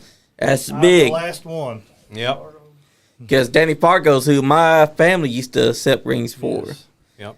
And my grandpa used to do side wrestling for him at a spectacle. Did you see the JBL and Briscoe podcast this week? No, not yet. They mentioned Danny Fargo on They it. did? Yeah, they had Jeff Jarrett on there, and they mentioned Yes. Danny Fargo. I got the clip screen recorded, and I put it on my Yes. Facebook page today. Heck yeah. Talking about how he wrestled Danny Fargo, and Jerry Briscoe knew who he was and everything. Yeah. So that was pretty cool. That's awesome. But he's talking about how he wrestled Danny Fargo, and he called something, and he went for a backdrop, and Fargo kicked him as hard as he could in his face and split his mouth open and everything, blood all over the place and everything. It was pretty cool, you know. Yeah, Anytime somebody gets mentioned, you know, that I wrestled with or Yep. you know, something like Yes. that, you know, I always pop for that. You Oh, know? yeah. Hey, Lots to. a lot of you younger people out there might not know who Danny Fargo is, but don't be fooled. He was big time back in the day. Yeah, he Danny was. Fargo was big time. Yeah, Danny Fargo, he wrestled in ICW, which is the Poffos promotion. Yes. Randy Savage, Angelo Poffo, Lanny Poffo, and everything here in Kentucky. And it was a great promotion. He also wrestled in Memphis, Yes. for a while. Yep. But also too, he mainly here in the local area to where we're at, he wrestled for the Mountain Wrestling Association, which was then known as the Mid-Continental Wrestling Association. And then he bought it from Dale TNT Man, who owned it for decades. And then Danny Fargo took it over, and he ran it for about 5 or 6 years, whatever it was, and then sold it to Chris Hayes. During that time, man, that was the 90s, the late 90s, mid to late 90s when Fargo owned it. Yeah. And, I worked for the little last part of Dale Man into Fargo and everything. And so that was an amazing experience, man. We would do stuff like we'd do out west tours. Yes. Yep. And like I wrestled in North Dakota, South Dakota, Nebraska Oh, that's because I went on the out west tour and everything. And I was on the very last one, so it was very scaled back. Like a lot of guys and everything, and they would go out with Dale Man, they'd be gone for like a month. When I went out, it was only for a week. That's awesome. But it was still great experience, man. You know, I'm wrestling all these Yes. guys in front of all these crowds and everything out west that, have no idea who I am. Yeah. And I was still young and all that stuff then, so I was still cutting my teeth and all that. Exactly. But that was fun, man. The entire 90s were fun. That was a blast, man. Yes. I never got to wrestle for Dale. I wrestled for Danny, and then he shifted the company off to the Parkers, and then somebody else bought it, and then Chris Hayes came in and got it, and I wrestled on and off a little bit for Chris. Heck And then, yeah. Then I moved farther eastern Kentucky and started wrestling. I've been proud of Bobby He moved me out. He shoved me out of the locker room. Get out. Bobby is the man. I did. I can't have him sitting in the same dressing room with me. Knew it. Because he's lone wolf. Remember that. Yeah. He's a lone wolf. Lone wolf means I'm lonely. And he can't have you sit inside the Chris Noble, give him some same love, same he's locker lonely. room. Oh, man. Here you go, Bobby. Use your go-go. Oh, I'm not lonely anymore. That's right. See that? He got hugged. Anybody else problems I can solve today? But something I've been proud of is that we got to have Chris Hayes and Scott Hayes on the show last year. Chris Hayes and Larry Corey, Patriot. Yep. Yeah. Oh yeah, the Wait. Patriot. Wait, that was the Patriot? No. It was Larry Corey. That was California Dude. Oh, you see that? Yeah, that was the California Dude. Yeah. Yeah, see that? And the thing, here's the thing. The medic. You talking about the medic? Yeah, the medic, California Dude. Yeah. If you can, Chris Hayes and Patriot, they don't do anything wrestling related. Yep. Chris might go up every now and then for Roger Ruffin, just to cut a quick promo and then he's out. So if you can get Chris Hayes to come in on something like this, you've done something major. So I know I talked to him about it and everything, and I know he had a blast on here and everything. So I mean, yeah, he would. And he's got more stories than I got. Yes, and we're definitely going to be doing another MWA a month. Yeah. It'd be great to get back again. Yes, they would. And if you can get Del Bass in here, the stories that Yes, got, we're working on that, I'm actually. going to have some of his stories in the book. He's supposed to give me some good material, so he's got tons of stories. He started in 1975 in Kentucky wrestling. Dale told me a couple weeks ago that he's starting his 50th year. Yes, this will be his 50th year. I mean, that's a big name. Yeah, he's wrestled with guys like Lou Thez and all that stuff and everything. Dale Bass. Yeah, he wrestled Stan Stasiak. In Michigan. Yeah, Killer Buddy Austin and all that stuff. I think that was for the U.S. title or something. Be on the lookout because that's an episode to look forward to because he wants this man right here to come into the steel with him. Because Dale Bass said he ain't doing it unless Bobby Blade's inside the studio with him. He said Dale Bass said he'd like to do it with me and Rated X. Yes, he told me you're all doing a MWA podcast. And I said, what about J.R. Rock? And he's like, no, I'm not coming on there with J.R. Rock. That's a lie. He told me he needed me to be on this because I'll be the last legacy person of the MWA where I worked at the end of it, and you two were there a lot older. Yep. But yeah, that is true. Several generations of MWA alumni would be there. Oh, yeah. That's right. And the MWA was the biggest promotion in Kentucky. I know that Terry England has the longest running right now, but when NWA was around, it was the longest running promotion in Kentucky. The MWA ran for 43 years consecutively with only maybe just a couple of months off here and there over the years. Yep. But for the most part, it ran for 43 years straight. It started in 1969 and it ended in 2013 was the last show. And I think it was like March or May or something like that was the last show. I've got it on my YouTube channel. Just search Lone Wolf Bobby Blade and go find it. Can I get you to tell me a story, Bobby? Tell me a story about Firehouse Fargo.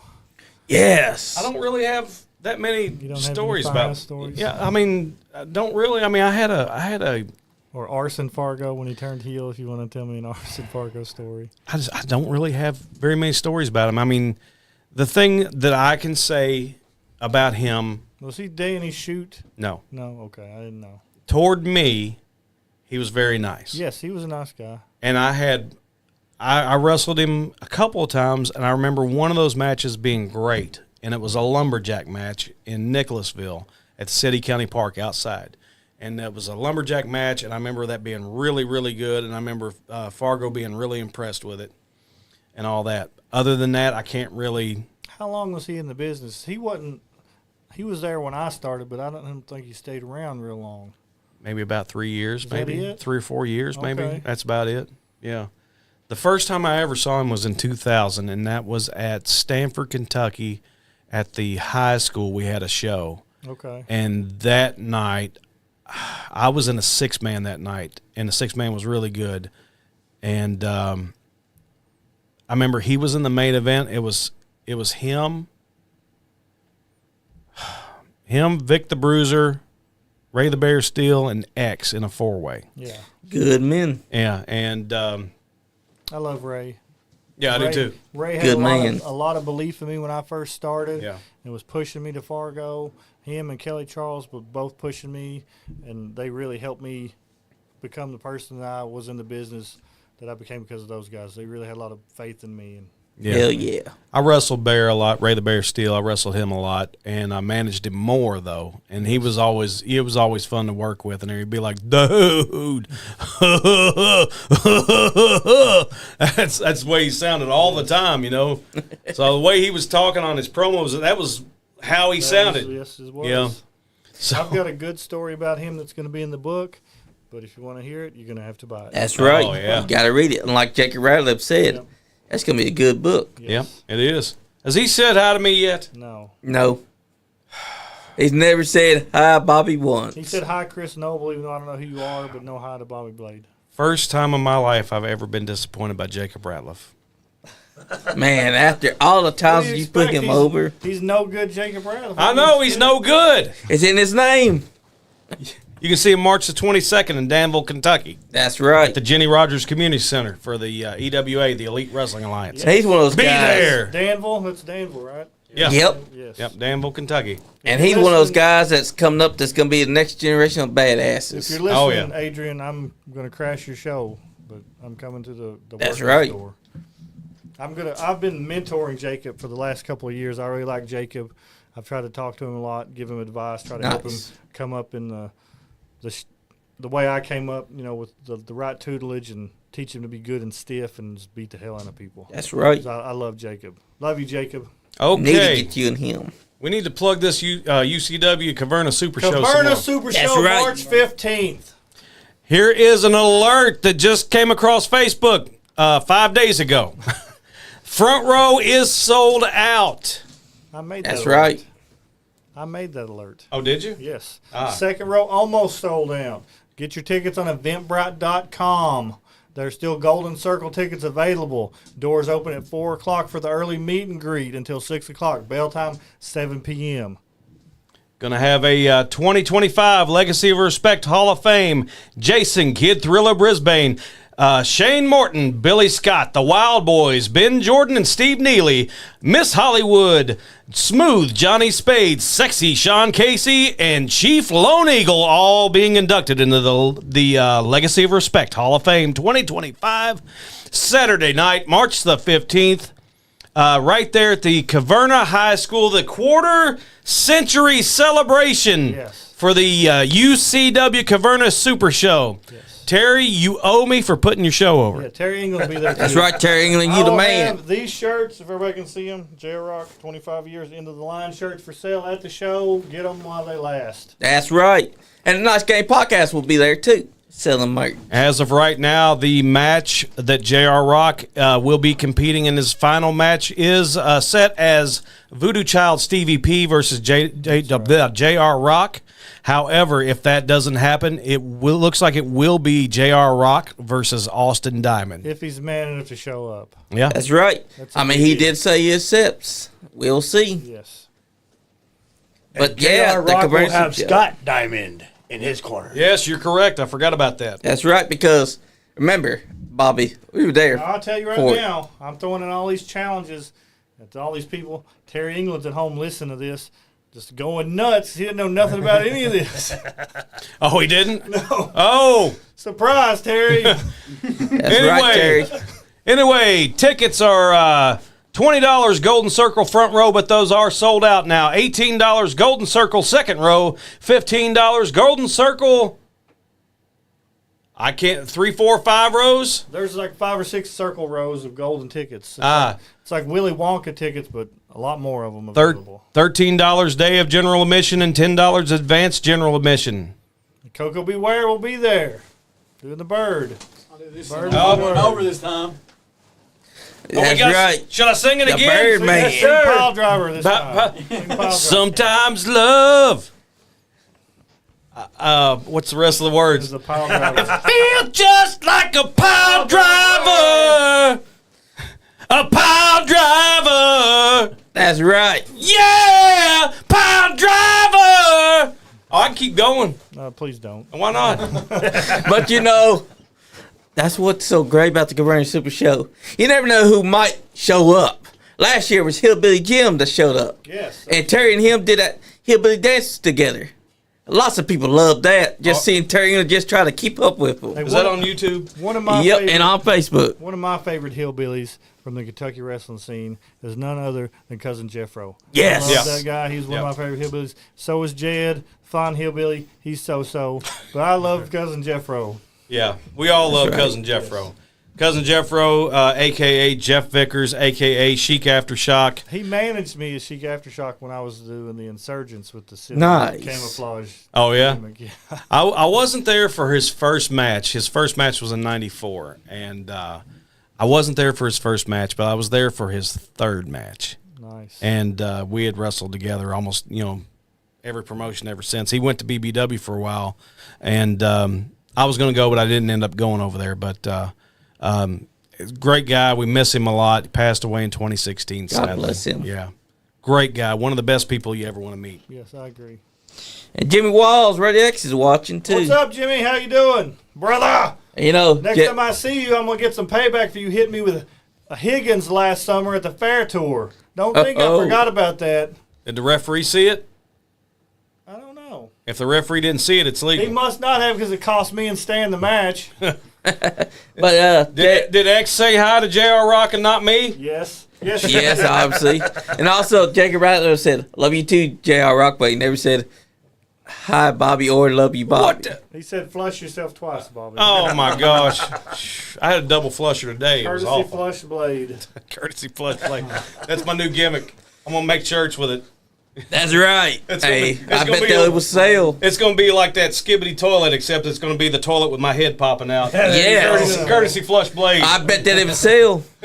Somebody make that up and sell them and give me one of them. That's right. Entrance music can be that Squatty Potty song with the unicorn. I don't know that one. Oh, it's like the unicorn that's pooping rainbows and the guy's licking it like ice cream. It's Squatty Potty. That's perfect for you. We're supposed to be talking about your career and stories I'm and talking wrestling. We're about talking about pooping and squatty potties. So we're and- talking about your career. Oh, Yeah. Well, no, I take that back. We're talking about Chris Noble's career. Oh, geez. Bobby's career was great. How much more of this you going to take? Not much. Not much.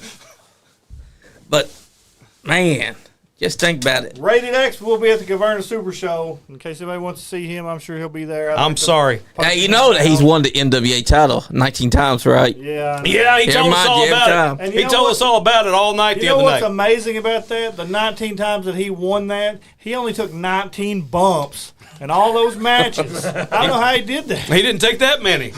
Well, he had Exactly. to get pinned, so I assumed it was 19. He found a way around it.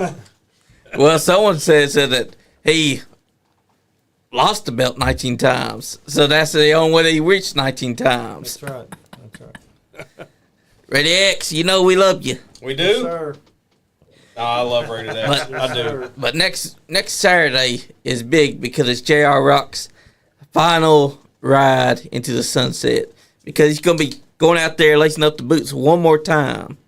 Leaving it all in the ring. No matter, Exactly. It doesn't matter who shows up. If it's Stevie P, that's fine. If it's Austin Diamond, that's fine. If it's Chris Noble, it don't matter to me. If it's a midget, if it's a woman, I don't care. It's going to be the last match against whoever. And I'm gonna do it. Exactly. Bobby Blade. I know. He didn't say Bobby Blade. Wait. Hey, my back You hurts wanna so bad, I wrestle can't him? carry you to another one. No, I don't want to wrestle him. I'm old. Well, he's listening to people that Yeah. it don't matter if he's going to take them on. Well, you know- and you're saying, well, he didn't mention me. Well, you notice he said it. He didn't say my name. I mean, that just shows you right there how scared he You're is too to. stiff. Too stiff. Like a honeymoon dick. I'm too stiff for you. Yeah. Yeah, remember that Jeez, elbow drop? That's a pot calling the kettle black. You're too stiff for Joe. I've heard that. I've heard that a lot. I don't know why people say. Everybody keeps saying that. I don't either. I never felt a thing the entire time I was in the ring with myself. But you know they say that your elbow drop Sometimes- is something that they don't want to take. Sometimes I get stiff with myself at home. I believe that. Oh, That Viagra works wonders. oh, look at this. Ready X just chimed in 19 times. Oh, geez, putting himself over in the chat room. Golly, he's 19-time putting himself over champion. 20-time champion at that. But yeah, next Saturday, That's a huge show. Yes, it'll be a big show. Lots of names there. I think Kyle Magger's going to be there. Stan Sierra's going to be there. Marty Clay's going to be there. The list goes on and on and on and on. Exactly. Plus, the headliner, Chris Michaels, will be in the house. It will be a great show. exactly, because it's the biggest show in Kentucky. Are always great. Always good shows. Always good crowds. Make sure you stop by the Nice Guy Andy podcast merch table. That's right. Because we will be having some shirts, stickers. We're also going to be trying to get some pictures made, 8x10s. Yep, come by my table, too. I'll have shirts, stickers, pictures you can rip up and throw at me if you want to, bracelets, temporary tattoos, all the good stuff. All right, I was not aware of this, and I just saw it come across my feed while I'm on the Ultimate Championship Wrestling page. Also, too, the Lifetime of Legacy and Respect Achievement Valiant. Award. Gary The Valiant. Boogie Woogie Boy, Gary Valiant, will be receiving That's that award right. that night. Well deserved. Yep. Oh, look at that. We got Farouk on the TV. Yeah. That's one tough guy. I seen. You want to know what was wrong with WCW? What? They just put Big Josh over Black Bart. That's exactly what. Oh, man. I love WCW. I wrestled Gary Valiant a couple years ago in a tag match. It was me and Cody Matthews against Gary Valiant and Chase Stevens. Oh, nice. We had a good Nice. match. We had to go home a little early because I went for a dive and I went high and Gary went high and my boot split his wig open pretty wide. But we had a really good match. Speaking of Cody Matthews, Scott Down was mentioning earlier, you and him put Cody Matthews through a car window. We did. That's right. We snuck over to his house and watched for him to come out and DDT'd him through his own car window and That's right. took the championship belt back from him that day. Exactly. Which shout out to Cody. He just had a Yep. baby. Hope you're all doing good out there, Cody. Oh, did he? Yes. Oh, he that's did. He had a awesome. baby girl. Oh, that's awesome. I haven't talked to him forever. I like Cody. Yeah, Grandpa Cody just had another baby. The Iron He's Man. starting all over again. I'm looking at this the Caverna Super Show poster here, and I'm just going to go off of the names that I see here on the poster that I know. Maybe you can help me out here. I don't know. Appearing that night will be Cash Jackson. Cash is a great worker. Yep, sexy Good Sean person. Casey. I love Sean Casey. The veteran Jack Vaughn is scheduled Oh, to be there. that's like, Yeah, he's awesome. He's awesome. Boogie Woogie Boy Gary Valiant. I don't know this guy. J.R. Rock will be there, obviously. Marty Clay will be there. Martimus Clay, as me and Aaron right. Tiny Rose like to call him. Sexy Stan Sierra will be there. The Amazing Maria will be in the house. hell yeah, she will. The headliner, Chris Michaels, the Voodoo Child, Stevie P, Maximo Suave, Brandon Wolf, Coco Beware will be there, Evil Eric Porter, Kyle Maggard will be there, and Hollywood Haley J will be in the house. That's right. Star-studded. Yep. While we're on here, That's a stacked card. plugging me tonight, don't forget everybody, I have my wrestling documentary on YouTube, My Mountain Fiend. That's right. It's up to almost 100,000 views. It's just around 75,000, almost 100,000. So get on there and watch it. Get some more views for my buddy Steve Middleton that produced the documentary. Let's not forget about the documentary you had several years ago. What was that called? Fire on the Mountain? Fire in the on the Mountain Mountain. documentary came out in 2006. The wrestling documentary about wrestling in Kentucky. In Nice. 2019, Steve Middleton did a documentary about the county fair circuit, which featured USWF with interviews with me and some matches at Rated X's USWF Fair Tour. So that's out there. And then the My Mountain Fiend documentary that's about me. Nice. I saw that one. Check them out. I saw the Fire in the Mountain one too, but I didn't see that. I'll send you a link to the one. Please. It's all about the fair shows. And Yeah. different acts and entertainment at the fair. Okay. The wrestling is just one section of that one. That's awesome. That's So I'll awesome. get that one to you. Okay, yeah, please do. Exactly. And they're pretty good documentaries, too, to watch. Have you seen them? Yep. Fire on the Mountain's Yeah. a great one. Steve Middleton has been, he teaches at Morehead State University. He's been doing documentaries for the better part of a decade. He's got 18 or 19 documentaries covering various subjects. He has one coming out this month called On the Cowboys Boot Heel, doing about a musician, a local musician. Yeah. Nice. So yeah, Steve Middleton. Steve Middleton, yeah. He runs state-run media, teaches at Morehead State University. Okay. Get on there at his page and plug him a little bit for all the stuff he does. Yeah. Speaking of yeah. that, of filmmakers and stuff like that, I want to shout out some of the lesser known people that work extremely hard. I want to shout out a guy named Adam Asher at the Elite Wrestling Alliance. He does the filming there, the filmography there and everything for the YouTube show. And it's him, and he usually brings somebody with him to run the second camera. But it's him on the floor, and he does all the editing and all that stuff, puts everything together, and he does a fantastic job putting the Elite Wrestling Alliance footage together for the YouTube show. And also, too, I want to shout out to Dex Block Studios. They film all of the Generation X Pro Wrestling events, and they put those on High Spots TV. And they just uploaded to High Spots TV a tournament that we had a month ago called the Generational Invitational. Yep. And that was a single elimination tournament and all that stuff. And it's a 3-camera shoot, and it looks phenomenal. Yes. And it looks phenomenal. So Hell if you got, get you a subscription to High Spots TV and check out all the Generation Next Pro Wrestling footage on there. Make sure you get on YouTube and subscribe to the Elite Wrestling Alliance. There's almost all the not all the past shows are on there, but almost all the past shows are on there, and it's great footage and everything. I think they do a 2-camera shoot there. And that's not easy work either. No. I know, because when I was with HCW, I did all the camera work for when we had TV on WYMT. Yeah. When we had New Origins, I was doing all the editing for our 3-camera shoot for Roku. And when we had the YouTube TV in Georgetown, I was doing all the videography for that too. So that's not easy work. Those guys work hard. Yeah. And put on a good product. Yeah, they absolutely Right. do.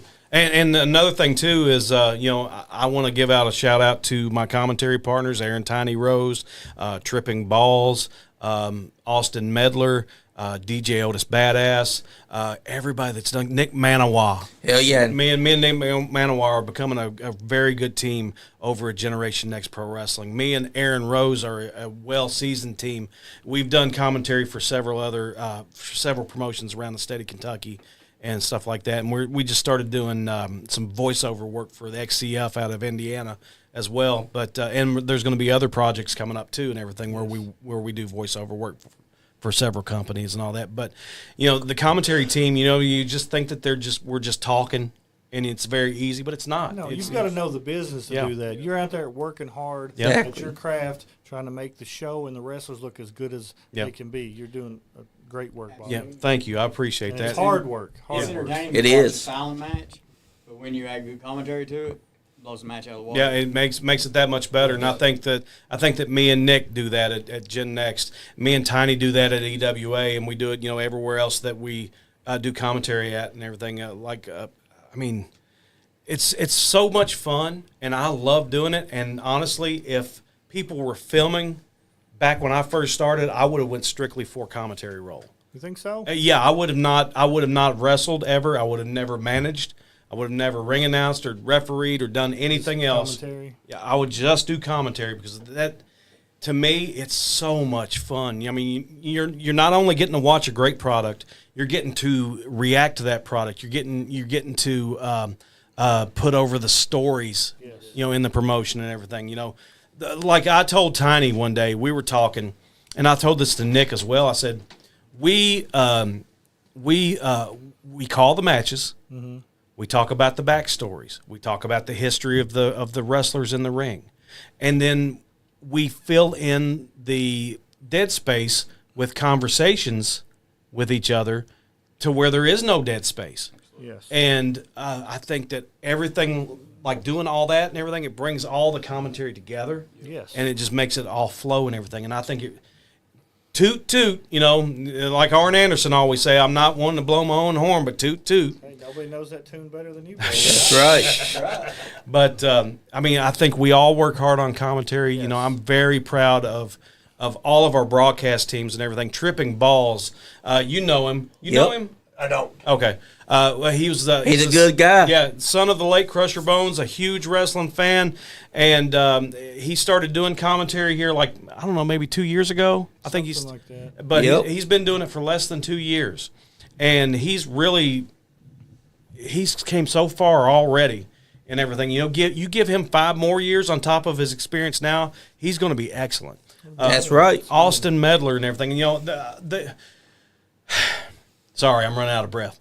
No, it's all right. And I'm very passionate about That's a first. Yeah, I'm very passionate about our broadcast team. And you mentioned Austin Medler. What about when he came back 14 years Yeah. after his last match. Yeah, had a great match with Cash Atkins and everything. You know, it gave him his first match and everything. But DJ Otis Badass, who's Great man. Yeah, We've had him on here too. yeah, he's a great guy and everything. And I've been working with him for several years and everything. And he's stepped away for the time being though because he's got other work going on and everything. But I'm so proud of our commentary teams at each promotion. And I've told this to Aaron Rose before and everything. I was like, Aaron, you're kind of like the JR of the group. And Otis is kind of like the Mike Tenay because he's always prepared and he's always there with his facts and all that stuff.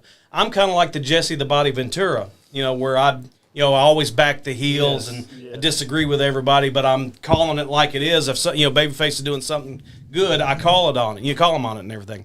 Austin Medler, he's kind of like the Don West because he's over the top, all the time, over the top excited all the time. Who's Gordon Soley? Well, we're not there yet. We're not there yet. You're not there yet.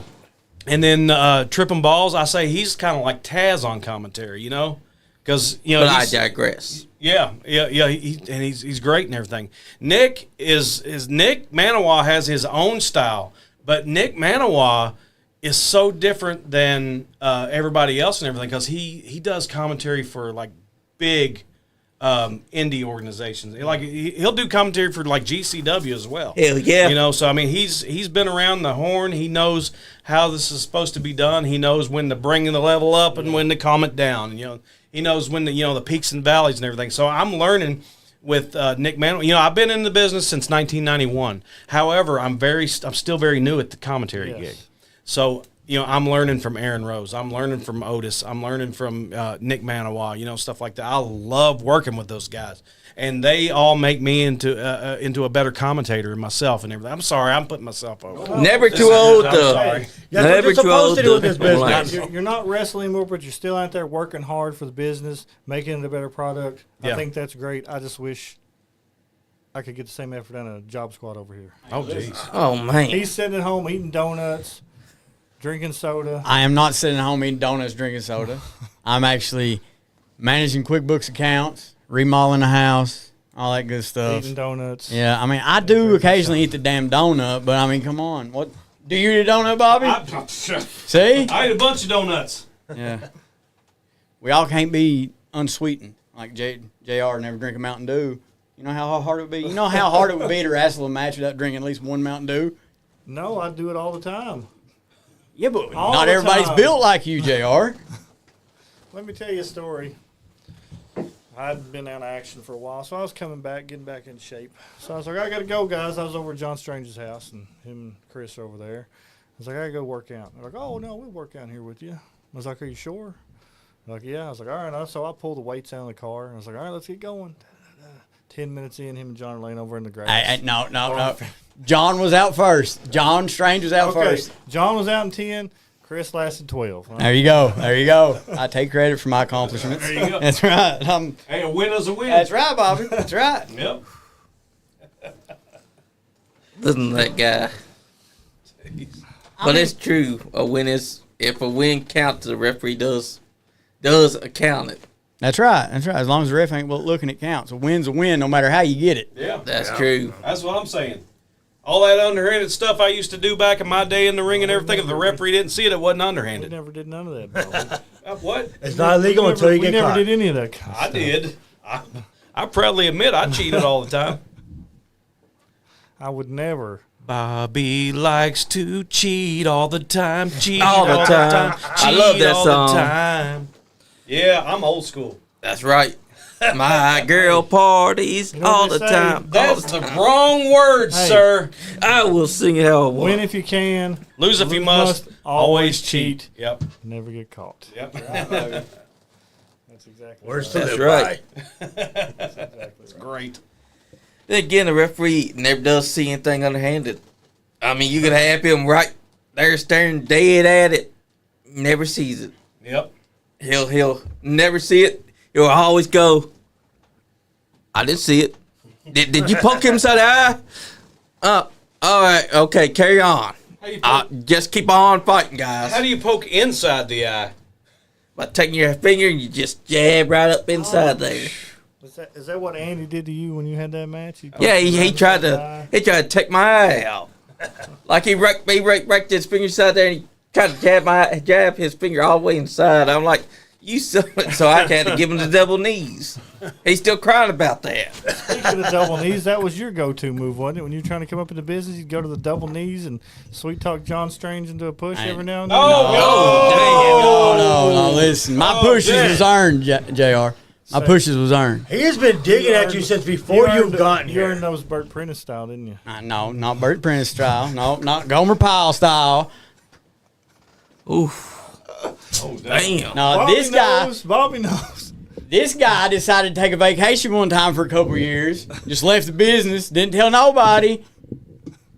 Oh, jeez. Who had to pack it till he got back? Who had to cover for him while he was on vacation? Exactly. John Strange. It wasn't No, King of no, the Jobbers over no. here. Who do you think packed John Strange? You packed him. You packed the bags. There's no doubt about that. I guarantee you was packing the bags. I packed the bags, the ring. Nobody ever set the ring up with me half the time. It was me by myself. Damn. You pay them dues. By himself. Anybody out there got a ring he can set Paid up? plenty of. Listen, Needs to pay some more dues. Listen, SWF shut down, right? Yeah. I was in the middle of being trained. Didn't know what was going on. I'd done paid to Earl Kelly how much money to get trained? Like $1,500 to get trained, and he goes ahead and shuts down the company about 4 or 5 months in, right? So J.R. Rock calls me. He said, "I'll finish training you." You know what my first obstacle was? What? Setting up the ring in the warehouse, and he was in the office somewhere, sitting down, me by myself, putting up the whole ring, booming it. You know how hard it is to put turnbuckles connected to ropes on a ring by yourself? Not by myself. I always had help. Yeah, it'd be nice, wouldn't it? It's nice to have help, ain't it? I mean, why would anybody leave somebody alone to set up a ring by themselves? He's got to learn the business. Yeah. I set up a mini ring by myself in a day. Yeah. Mini ring. It's called paying the I mean, dues. granted, it was my ring and I knew how to set it up, but Yeah. still, And where was it located? That's why it was a death trap. that's true. Hey, At the time, it was for Joe Clark and his Appalachian promotion. They were using my wrestling ring for those shows in Frenchburg and Owsley County. Yeah. made a good penny off that ring, though, eventually. Yeah. didn't Yeah. It made its way to Georgetown Yep. when they had a mishap and needed a new ring, and fell in and bought that one. I set that ring up twice, too. Yeah. Yeah, sure did. Twice. So he just kind of just left you. Yeah, I was always the lackey. It's a self-guided way to learn the ropes. Yeah. You know, if you don't do it right, get the hell beat out of you, and then Did you? and then you could. Were you Good giving job. him instructions? I didn't know how to set that ring up because it wasn't my ring. That was John and Earl Kelly's ring. John Strand. I didn't know how to set it up. You just gave him a pat on the Couldn't back even when he was carry done. a board. That's right. I gave him a couple of chops and a punch in the face and all that good training that he got Oh yeah. as his reward. I think he should have got a little more reward. Yeah. And then the first solo training with JR, cracked a rib. Now, that wasn't my fault. No, that was because I'd lost a bunch of weight at the time and couldn't do a flip bump. Yeah. It sounded like he had it out for you. Yeah, it was No, rough. I had all kinds of guys on the side of the ring puking that day. Yeah, he did. There was one guy that didn't even come back. He cracked his head. Remember that? Yeah, he was training. The Stud was there. He was working out with Stud. Yeah, He had a chain match with Stud. yeah, that next month. Yeah, Yep. I remember hearing about that. killed the whole damn town. Oh, jeez. Oh, God. No. Killed the whole So town. John Strange came to me and he said, I booked myself in the corner. Chris Noble and Kentucky Stud's the main event. I said, no, John. I said, the running I do after the match is the main event. I said, don't worry about that. So you were in the main event, Mm-hmm. and he wants to take credit for being the main event. Yeah. How does that make you feel? Well, after being 2 years away from the business, I'd say he does get a good pop, but he still took my shine. He still took my shine because when I knew about his running, but the running wasn't supposed to be till after the match was over. All right, so I'm on the apron, Stud's on the ground. I'm supposed to Ran in Superman. a little early. I'm supposed to Superman punch Stud from the apron with a chain wrapped around my hand. All right, I do that. Stud hits the ground. We sell it for a few minutes. Stud's supposed to roll back in. Then we're supposed to go in. I'm supposed to hit Stud with some kind of deal. I can't remember what it was. And then I was supposed to touch all four corners and be done. All right, well, we do the Superman punch spot. Here he comes, just running in. I said, Whatever he wants. well, match is over, so I just crawled under the ring so I didn't get strapped, and yeah. Dang, It was man. a total debacle, to say the least. Yeah. So you're in the main event spot, and he wants to take credit for it. Absolutely. That's all right. I stole all the shine. Hey, I'm just saying, from, let's see here. Let's say from 2015 up till about, what year did you say? 2018, 16, 17? I can't remember. But there was many years there that, yeah. Yeah, your last match Stole was my shine. 2018. Was that 2018, 2019? Maybe 2020? I did a few. After I did a the few one for in Tennessee Indiana? Okay. before that. Well, after that, the last one me and you had in Indiana, was that 2020-ish, That- 22-ish? The last woman you had in Indiana. You talking about the previous one, the Fireball spot? Yeah, that was your last That one, was right? last year. Was it? Yeah, that was year. 2024. I remember that. Too many hits to the head. Yeah, that was Oh, my man. that was my last match because of my neck. Yeah. I'm done. You couldn't remember? You couldn't respect him enough to Remember? his stats? That's how No, good it was. literally had a last match. My last match. I'm still on ibuprofen. A year for my ago, back and he thinks carrying it's that match. he thinks it's 5 years ago. So his last match, he had his last match, Yeah. and you didn't even care. No, You're expecting a main eventer to care? Yeah, I'm a main eventer. Why should I care? Oh, Jeez. Whew. I mean I was a main eventer too once upon a time, but he stole my spot, stole my shine. Do you have any proof of that? Yeah. Yeah, it's on- No, he don't. Yeah, not it's on. It's not on. Roku anymore. They took it down. What? They took it down. Yeah. NOW? Yeah, John wasn't getting his royalties. He threatened to sue, so they took the video down. Oh, they put it on YouTube. Where was your royalties? Where was my royalties? Where was everybody's royalties? Yeah, where's my production royalties, John Strange, you cheap ass? Damn. Took down the video proof and everything. Yeah. Yeah. There's still a few New Origins matches on there. The match Nice. with John Morrison's on there. The highlight from the 10-man cage matches on there. There's a few things on there still. Johnny Mundo. On YouTube? Yeah. There's. Well, plug the YouTube channel. That's on a couple different people, Channels. just random shares. Oh, Like okay. Fireman Joe shared it, and Jizzy Rizzy's shared it. A couple other people. Who? Jizzy Rizzy. Izzy, Izzy. Rapper, His man. restored. I'm going to tell this story right now. Is Jizzy- that a gimmick? That is a rap name, Jizzy Rizzy. When we did our New Origins shows in 2014, 2015, Jizzy Rizzy was doing the theme song, the rap songs at the shows for that back in the day before it got popular. He's the one that started doing that in New Origins for us. Yeah. Okay. So that's the rapper Jizzy Rizzy, plugged to Jizzy. He came and performed at the show before these guys up in Frankfurt and Georgetown were performing the rap songs at the shows. We had Jizzy Rizzy back in the day doing it. Jizzy Rizzy. Yes. Does he need to clean himself off or anything? The name I mean, his choice name has does always sound been- like he needs to be cleaned off. It's a very debatable name choice, I admit. But, you know, whatever floats his boat. Yeah, I never Yeah. seen him sticky. I mean, he was always cool. Speaking of being sticky, there was a show. Oh. There was a show involving a chocolate pie that somebody got very sticky from one night. If you want to know the rest of that story, buy the book. That's right. Buy the book. By the book. You know anything about that, chocolate pie boy? Oh. he's gonna have to buy the book. You know Odell? Oh, God. Yeah. He ate Odell's pie, just to did say not. the least. He I did not eat Odell's pie. Odell's pie right in his face. Oh, just no. saying. We You had some ate another kind of. man's pie. He did. I don't know what was the deal with the pies that night. They was auctioning them off or something Don't like tell that. the story. I can't remember, but He you ate guys Odell's just gonna pie. have to. Yeah, He loved it too. it wasn't Odell's pie. He didn't put it in my face. It was. But you were eating it in front of his face. You're eating another man's pie. Unfortunately, it in was in front front of of his face. everybody. But Yeah, yeah, he ate Odell's pie in front of everybody. Dang, man. just buy the book. Buy the Buy book the and you'll book. get to find out how that ended. Because it's going to be a tell-all book Yeah, it's with Man. all kinds of stories. What kind of stories, Mary, you put in this book? all of them.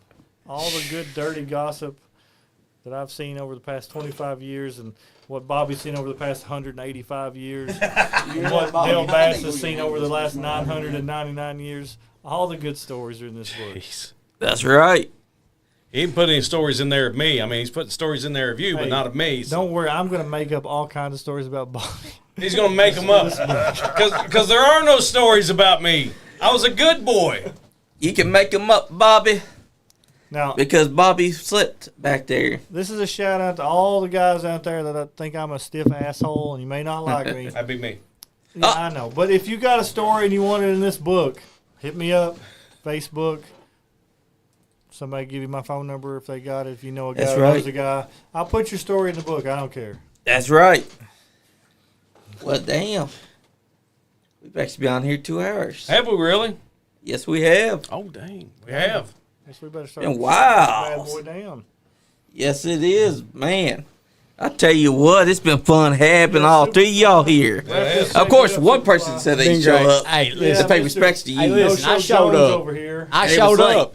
Listen, I showed up. You know what traffic is like driving from Hazard to Lexington? You sure about that? Because I got off at 5:30. Anybody got any ibuprofen? This feels like the old days. My back's killing me from carrying his part of this podcast. Oh, man. It's sore. I mean, I don't know what I'm going to do. Sore. Exactly. Business again. So I mean, he deny promised him. he'd be here for you. I packed him for years, man. I packed you for years, The bro. only thing you ever packed of mine was a damn gear bag. I packed hold on, you. guys. I might have packed your Whoa, whoa, gear whoa, bag, whoa, whoa. but you wouldn't have got to half of the shows if it wasn't for me. Hey, guys, hold You would on. have got to half the shows. Whoa, whoa, whoa, hey. hold on. Whoa. Bobby, get in there and break that up. Break that up, Bobby. Come on now. Do what? Break that up. What are you doing? Break it up. Yeah, get in there. I'm too old for this stuff, man. I'm not going to break that up. Oh, man. Johnny, man. All right, we got to end this. If you ain't having fun, you ain't getting none. Nice guy, Andy podcast. You're going to get the same